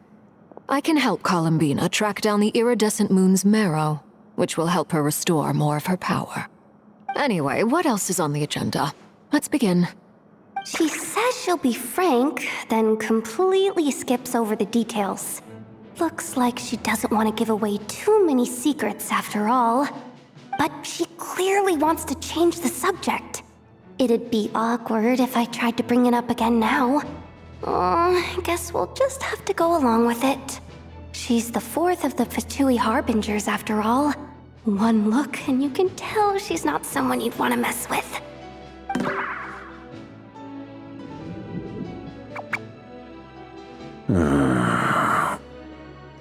Well, since Miss Arlecchino sounds confident in her ability to handle that, we'll proceed to the next topic. Yehoda, time to share that top-secret intel. Alright, listen up everyone. First, we now know that Rerir was originally a Conrian secret agent whose primary mission was to hunt down and assassinate the so-called Dregs of the Crimson Moon. The Dregs of the Crimson Moon? Mm-hmm. In the memories, there was a lot of talk about the Crimson Moon and Eclipse, and a whole bunch of other stuff from the time of Conria. To my knowledge, those were the names of two different Conrian dynasties. Long, long ago, it is said that the people of Conria worshipped the Crimson Moon, drawing a mysterious power from its reflection. But one day, a coup saw the Crimson Moon eclipsed, hence the name of the new dynasty that replaced it, and how it became the new emblem of Conria. Still, long after the Crimson Moon dynasty had fallen, the last ruler of the Eclipse dynasty, the Vinster King, still coveted the secrets it left behind. So, he sent the Re'Hir of Solnari to secretly hunt down the Crimson Moon's few remaining followers. In those days, Rerir showed no signs of madness. In fact, he was as normal as any other person. Oh, and he had a fiancé, or at least a would-be fiancé, called Tholindis. What's the matter? Verfnir, Freindaughter, Flinders.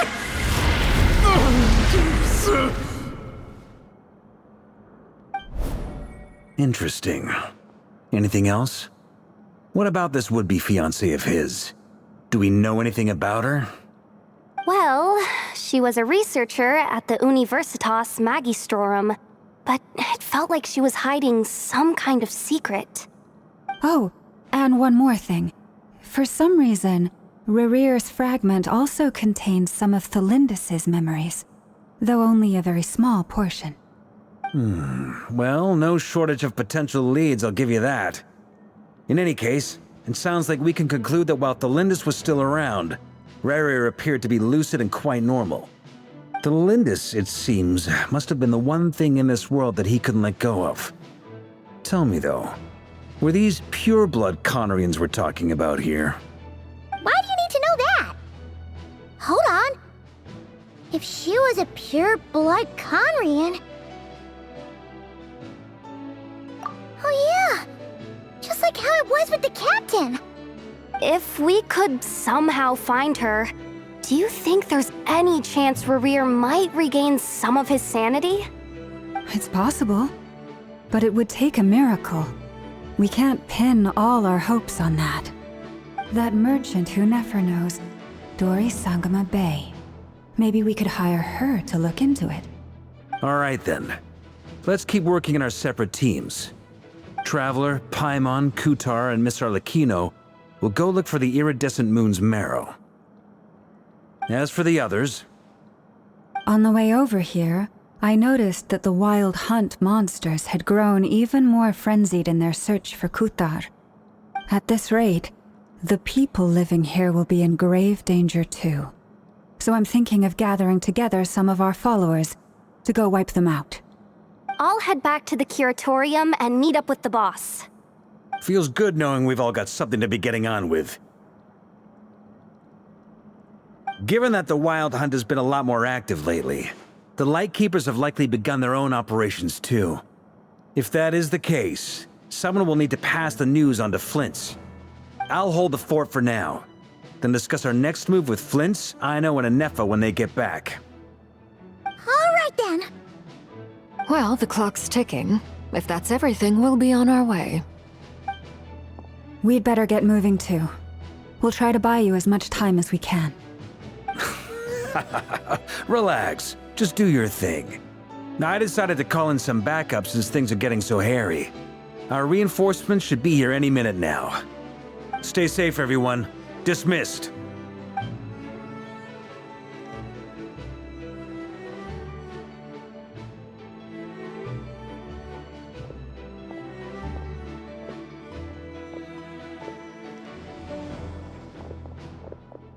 We're back. Did we get here a little early? Or a little late? A tad late. The others have already set off. To summarize, our resident moon goddess has found us a new ally, and Boss Nefer has uncovered some promising info. Everything going smoothly on your end? Not great. I don't know how long we can stall them for. The decoys are getting taken out way faster than we imagined. I'm gonna make some more later, but I need a timeout first. I'm so tired right now. Oh, right! Inefa, could you fill in Uncle Varka on what we just discussed with Flint's? Sure. Uncle Varka, you previously told us about how when you went to investigate a source of the Wild Hunt in Amsvartnir, you discovered that it was just a diversion. But according to Flint's intel, several outbreaks of the Wild Hunt had already occurred in Nod-Krai in the period leading up to that. That was before Rerir had regained his body, when he was far from regaining his full strength. In other words, in theory at least, he still lacked the means to act in two places at once. Flint's, with everything that's been happening, the Lightkeepers across Nod-Krai are rallying to fight back against the Wild Hunt. They're gonna need your help. I know, I'm sure you're capable of coming up with something far more effective than decoys. But for now, you should stay here and get some rest. Anefa and I will head back over to Amsvartnir to see if there's anything I missed. I told you Uncle Varka would say that, didn't I? A deal is a deal. Not a word about my snack intake for the next week. Database updated. Reliability of Aino's predictions increased. What does that mean? They were betting on how you'd respond after hearing their intel. It's the obvious choice, isn't it? That's hardly worth betting on. We already decided that Anefa should go investigate the situation over at Amsvartnir on her own. You might as well stay here and keep watch. Someone needs to hang back and oversee our strategy meetings. And besides, you still haven't fully recovered from ambushing Rerir. So I've ended up with the easiest assignment. Well, I appreciate it, everyone. See you when you get back.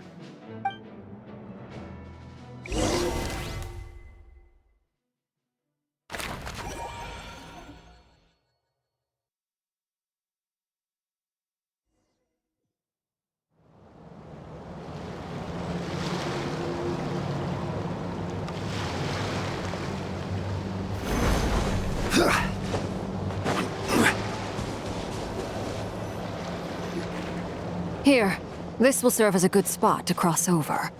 Arlecchino, hold up a second. Since you brought us all this way, would you mind telling us what you've got planned? We still haven't got the slightest idea what's going on here. And if even Columbina doesn't know where the iridescent moon's marrow is, how do you? Simple. Because I am an inheritor of the royal bloodline of the Crimson Moon, and one of the last surviving embers of the Two Worlds' flames. Huh? Are you serious? Isn't you're a descendant of that Crimson Moon dynasty we were just talking about? The one— Your surprise is understandable. I was also taken aback when I first learned of it. But the more I thought about it, the more I realized the signs had been there all along. When I was young, I discovered I could wield a very special kind of fire. It coursed like blood through my veins and smoldered away inside my nerves. What's more, whenever I experienced strong bursts of emotion or drew too deeply on this power, it was like some kind of presence within the fire would begin to gnaw away at me, consuming me from the inside out. Exactly. That is why my hands are like this too. At first, I saw it only as a curse, but once I became a harbinger, the jester apprised me of the truth. Together with my own investigations over the past few years, there are several things that I have gradually come to understand. For instance, take the so-called Crimson Moon. In truth, it is nothing more than the shattered remnants of the iridescent moon, fused with the abyss to prolong its lifespan. Since this blood flame was bestowed upon me by the Crimson Moon, it is a fusion of the iridescent moon's former power and the corruption of the abyss. You all understand the nature of the abyss well enough. I draw upon its power, and in return, it hungers for my soul. This strange blackness is the mark of corruption it has left behind. If I recall correctly, you once told me that if the corruption ever made it to your heart, you'd become a completely different person. Yes, and that's the reason I'm always careful not to push my power too far. It's essentially a never-ending tug-of-war. Whew. Sounds intense. Anyway, the rest of my story can wait. Is there anything else about the Crimson Moon or the Iridescent Moon that you're unclear about? Paimon has a question. So, the Crimson Moon that the Carians used to worship was actually the Iridescent Moon, right? Which was one of the three Moon Sisters. Does that mean that the Carians were to the Crimson Moon as the Frost Moon Scions are to the Frost Moon? So much of that history has been lost. We have no way of knowing exactly what they were like. But I would suspect that the Conrians weren't as devout in their moon worship as it might appear. The iridescent moon's remains simply served as their link to the abyss. Later on, perhaps someone discovered a way to make direct contact with the abyss. Or maybe there was some kind of ideological divide. Either way, a dissenting faction staged a coup and drove out the royal heirs of the Crimson Moon dynasty. Still, even with the dark sun looming high overhead, the Crimson Moon's glow never truly faded. If you want living proof, it's standing right before you. The first time we met, I sensed something familiar in your presence. When I looked at you, I felt I could see that mysterious red moon in the corner of my eye. In your flames, I saw its broken image, surrounded by a strange black aura. Well, I appreciate that you kept it to yourself. Much about the Crimson Moon is still a mystery, and I'd prefer not to end up as the object of an insane research project. Anyway, time is against us here, so if there's any other questions, they'll have to wait. I just want to make sure I've got one thing straight. In her letter, Sandrone mentioned that since you are unable to contain the iridescent moon's marrow yourself, you intend to leave it in my custody. Correct? That's right. For now, it's the only way I can pay you back for your help. The iridescent moon is already part of who you are, so with its marrow in your possession, you'll be even more powerful than before. Deal. Then let's get started. Get what started? What does this place have to do with the Crimson Moon? When I first became a Harbinger, the Jester gave me a book called Paranhari, also known as Leobranto Innamorato. You should be able to buy a copy next time you're in Fontaine. It's a love story set in the Crimson Moon era, but setting aside the tangled romances of its characters, it also records a few interesting details. In the Crimson Moon era, or so the story goes, there was an orphanage that received children from beyond the bounds of this world, and subjected them to a peculiar induction ceremony. Beyond the bounds of this world? For real? And what kind of induction ceremony? The Crimson Moon sages looked beyond this world for beings with powers that surpassed the gods. But fearing they might lose control, they subjected these children to a process of refinement. They made these children crawl up a fireplace and kept asking them, "Have you died? Did you see it?" Until they finally admitted to having died and seen a crimson moon. The adults embraced the children who passed the ritual, telling them, "Within the fireplace, you have traversed the flames between two worlds. Here and now, you are born anew." The book leaves much unsaid, but I suspect that this was their way of branding the children they had enrolled, leaving an indelible mark upon them so that they would forever live in the Crimson Moon's light. That explains why I can't sense the Crimson Moon's marrow in this world. It makes sense that it would be sealed in a special space that can only be accessed temporarily through some kind of ritual. But there's no fireplace here. Do you see a chimney anywhere? Oh, are we supposed to build it ourselves? Okay, fine. Paimon will go find some bricks. That won't be necessary. The fireplace is purely symbolic. The key to the ritual is crossing the flames between two worlds. In other words, the flames that burn within me. Those burned away by such flames leave behind a kind of ghostly afterimage in the world. In the days of Conria, people believed they could be used to bridge the gap between the two worlds of life and death. In short, I can open a passage to that space for you. That's the easy part. The catch is I'll need to stay on this side to keep the passage open, so I won't be able to come with you. Once you're inside, you'll have to find your own way. Very well. Then I'll open it up. Traveler, spare me a little more moonlight if you would. I may need it.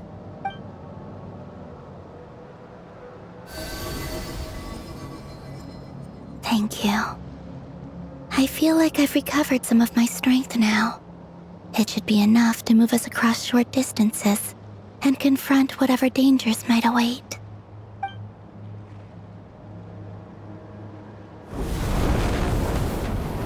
Mistress of the seven hues of ages past, great mother of the present, crimson-clad sovereign of the two realms, by fire severed, by fire renewed, I offer myself now and beseech your descent.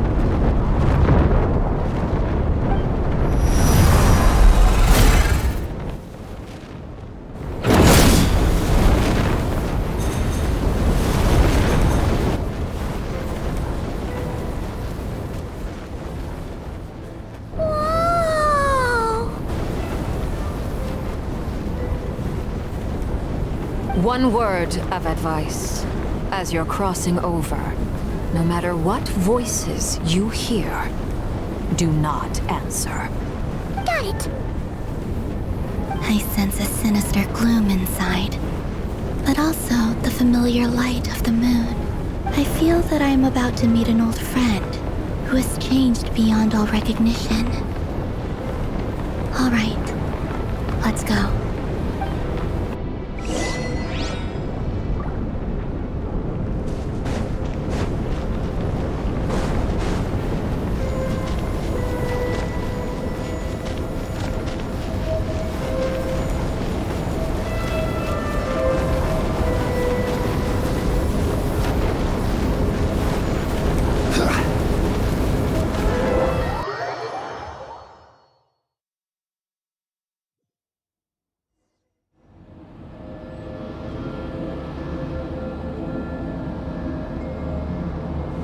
I sense your presence and craving death and rebirth.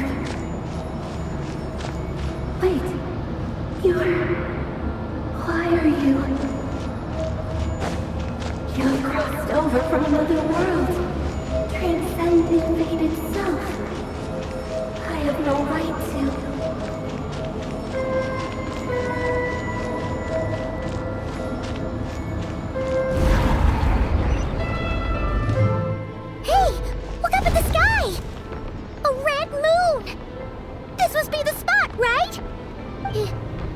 Is that the abyss? It's practically filled the entire place. What now? What a tragic sight. Fragments of your broken body, seized by the abyss and hung up aloft like mummified remains. Iridescent moon, was this truly what you wished for? Careful! There's something spooky about this place. Feels like something is lurking in the fog. Paimon's right behind you. Whatever you do, don't run off without her.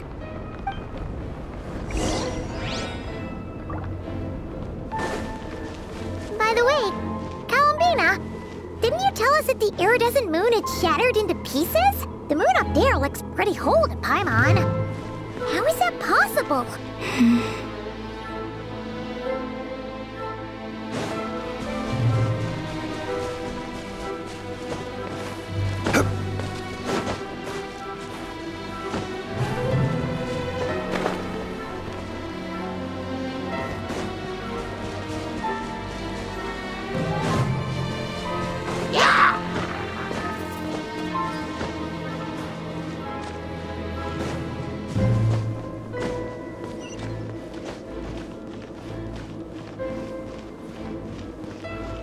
Just like I thought.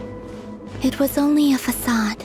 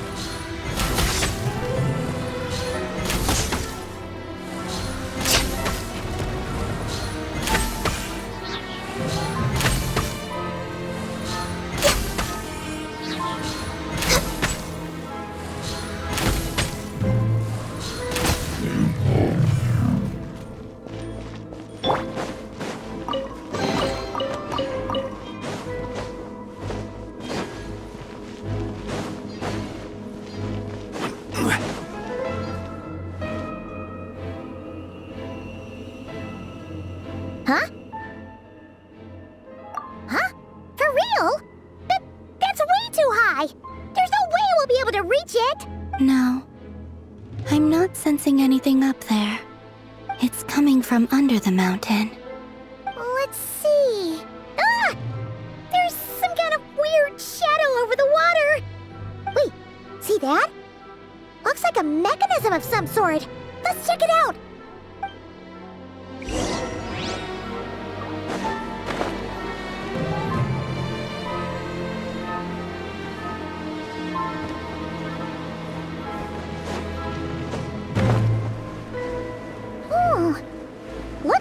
supplies from the time of Kamria. Maybe people once came here to study the Crimson Moon's domain, and they left this behind. Oh, if we can activate it, we might find some clues.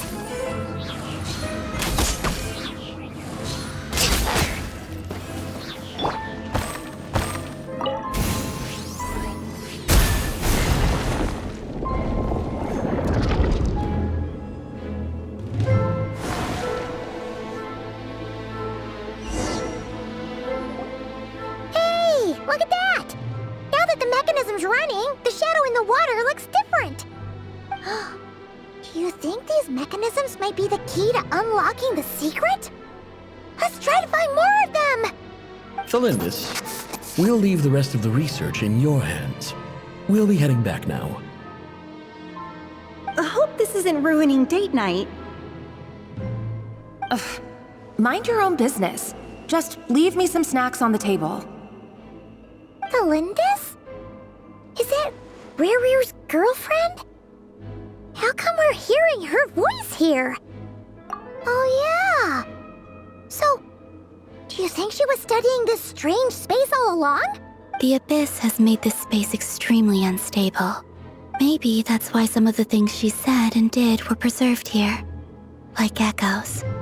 Or after images. Whenever I see this view, it takes me back to a poem from my childhood. Waning moon, oh lifeless damsel, weeping on the mountain crest. Mourning still in wistful tone, her fragile soul now laid to rest. For me, of all people, to be here investigating the mysteries of the Crimson Moon space. Is it a coincidence? Or something more?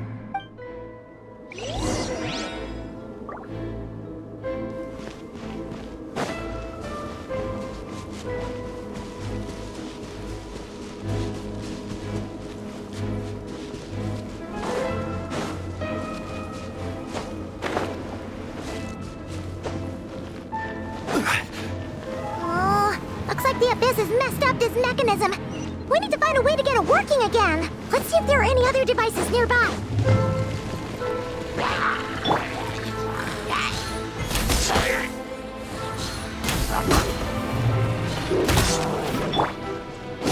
Teamwork is dreamwork! No touching! This is long overdue! I will have order!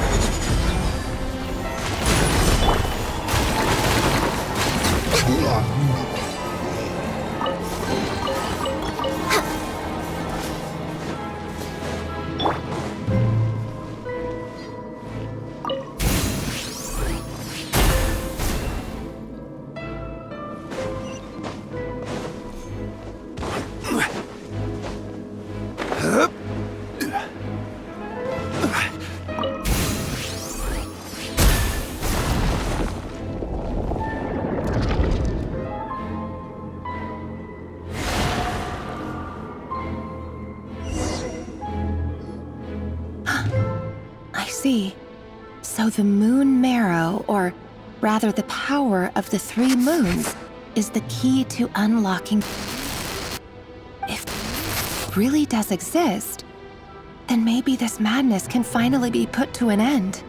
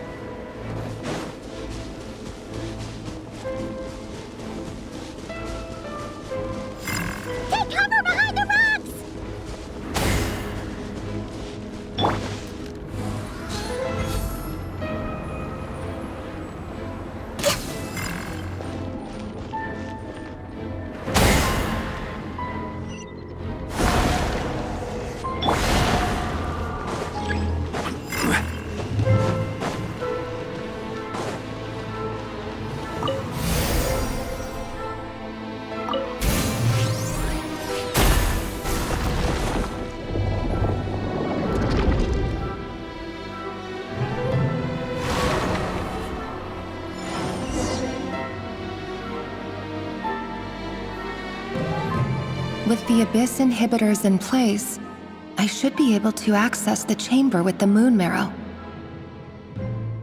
Oh, Rarier, with every step you take, you're drifting further from what you truly desire. But you're not the root of the problem. Ever since that outsider set foot in Conria, the Vinster King has sunken deeper into madness.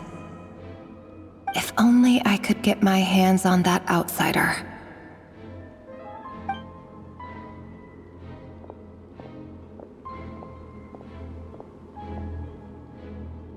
Hey look! The moon's reflection is back to normal! Lindis's voice mentioned a chamber with the moon marrow. Do you think maybe it's hidden in the moon's reflection? It must be. For within it, I sense the fragile aura of a dying soul. Then there's no time to lose! Let's go!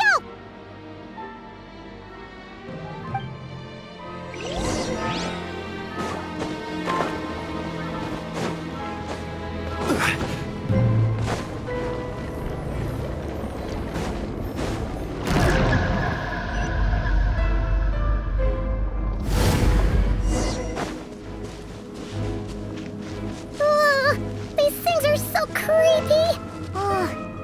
Looks like we'll have to destroy them if we want to get to the iridescent moon's marrow.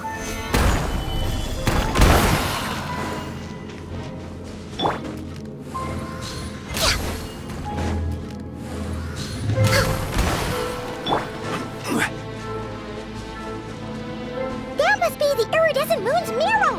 Oh, we'll need to destroy these things before we can reach it!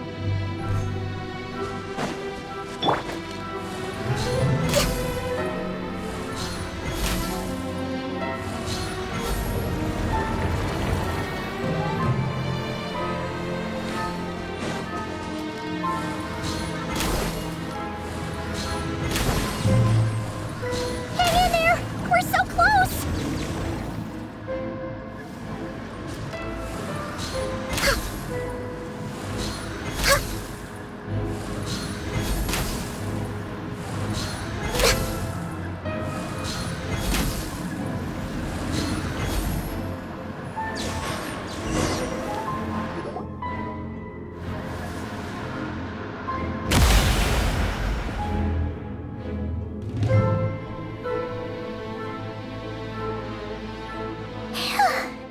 We finally did it! The iridescent moon's marrow. Still burning away like an undying flame, yet now contaminated by the abyss. It has taken on a new form entirely. If we can purify the abyssal power within, we should be able to obtain its untainted essence.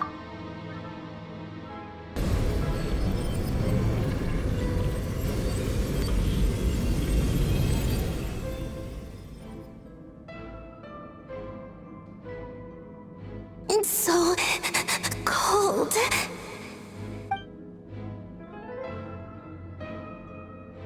Is it you? Are you here? Huh? Are you talking to us? At long last, I can see you once more. Our fates have crossed, and I am finally free. I'm sorry, I lied to you. Even knowing what was to come, I still couldn't let go of the fear in my heart. As death drew near, the moment the moon shattered, my body began to split apart piece by piece. Like I was being cut into pieces by 1,000 blunt blades. My thoughts scattered as the cold crept in. But I could not bear to fade away like that. Tell me, what was it that brought you to us all that time ago? If only I had possessed your courage, then I might have been spared this torment more painful than death. You look so puzzled. That's how I felt too when I first saw you. But trust me when I say that everything happens for a reason. Farewell, Hypo.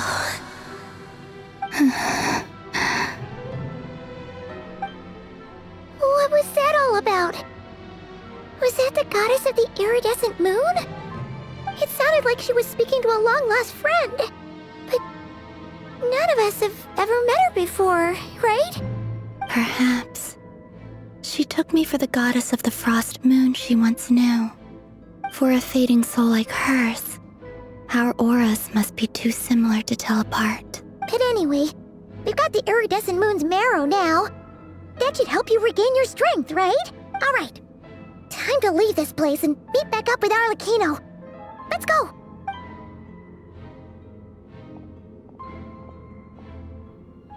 That's odd. This place looks different than when we came in. Waning moon, oh lifeless damsel.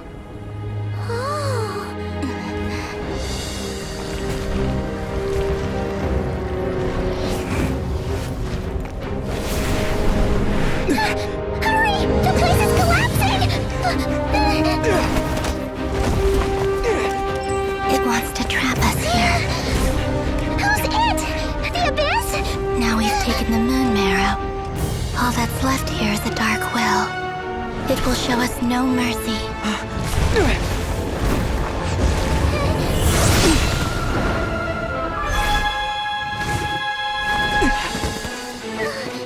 Give it back! The crimson moons! My marrow! My heart!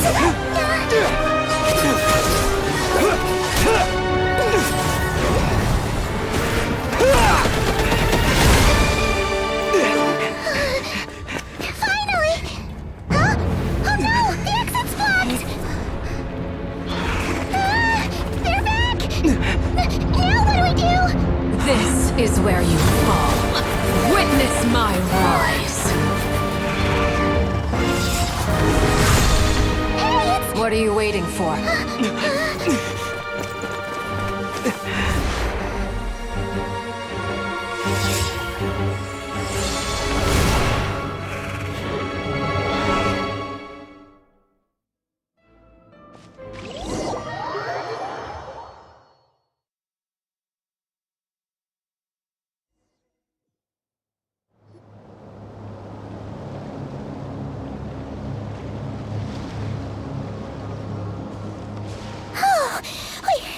We made it! Was that you, Arlecchino? Did you save us? Wait, your hands! They're...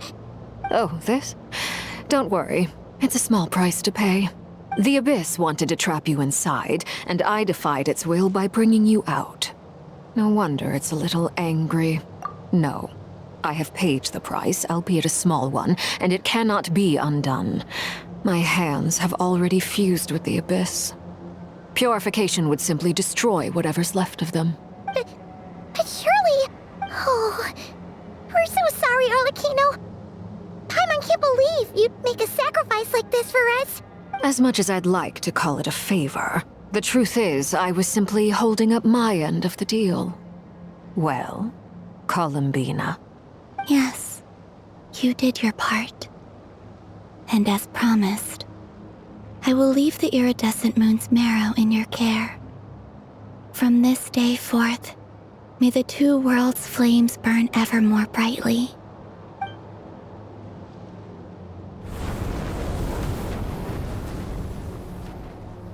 I'll take that as a blessing. Now, Columbina, give me your hand. Accept this moonlight I offer in return.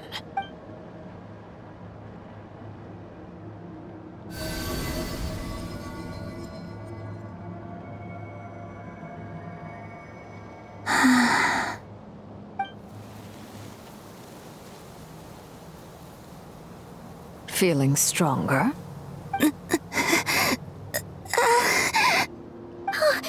Columbina! Are you okay? I'm fine. Our powers are a little at odds, that's all. By the Frost Moon's authority alone, wielding the power of the other moons was always going to be a stretch. Still, I think it's fair to say that your strength has returned. At least to the level it was at as Third Harbinger. It's still not enough. There's no way I can hope to challenge Rayrir like this. Just one more ray of moonlight, if you would. It's okay. I can take it.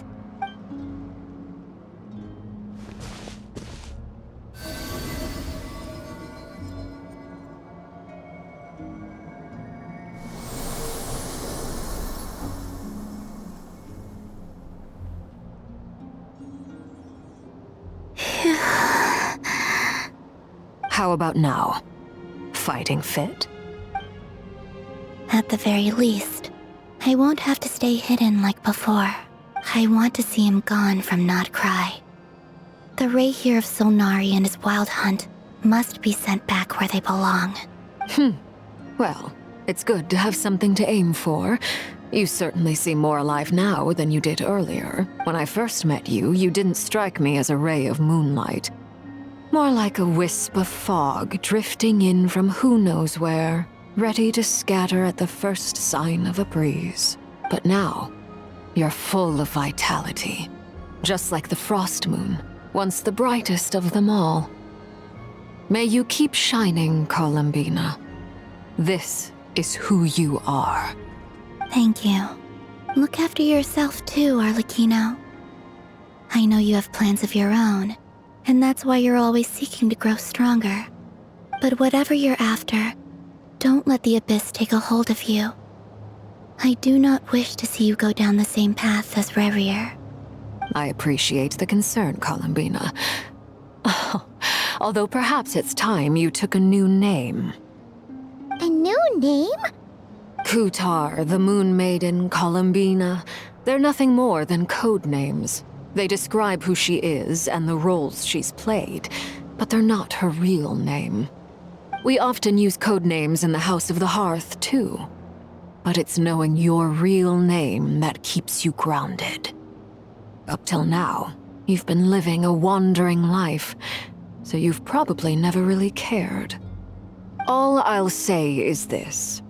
Once you've defeated Revier, give it some thought. All right, that's it from me. I'll get you back safely first, then go meet up with Sandrone. You're the best! I appreciate the gesture.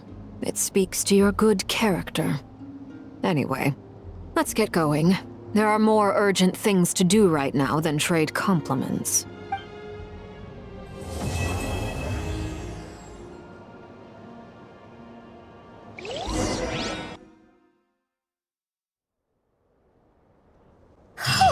It was a close call, but we got the iridescent moon's marrow and restored Columbina's strength, and that's all that matters. In other words, mission accomplished.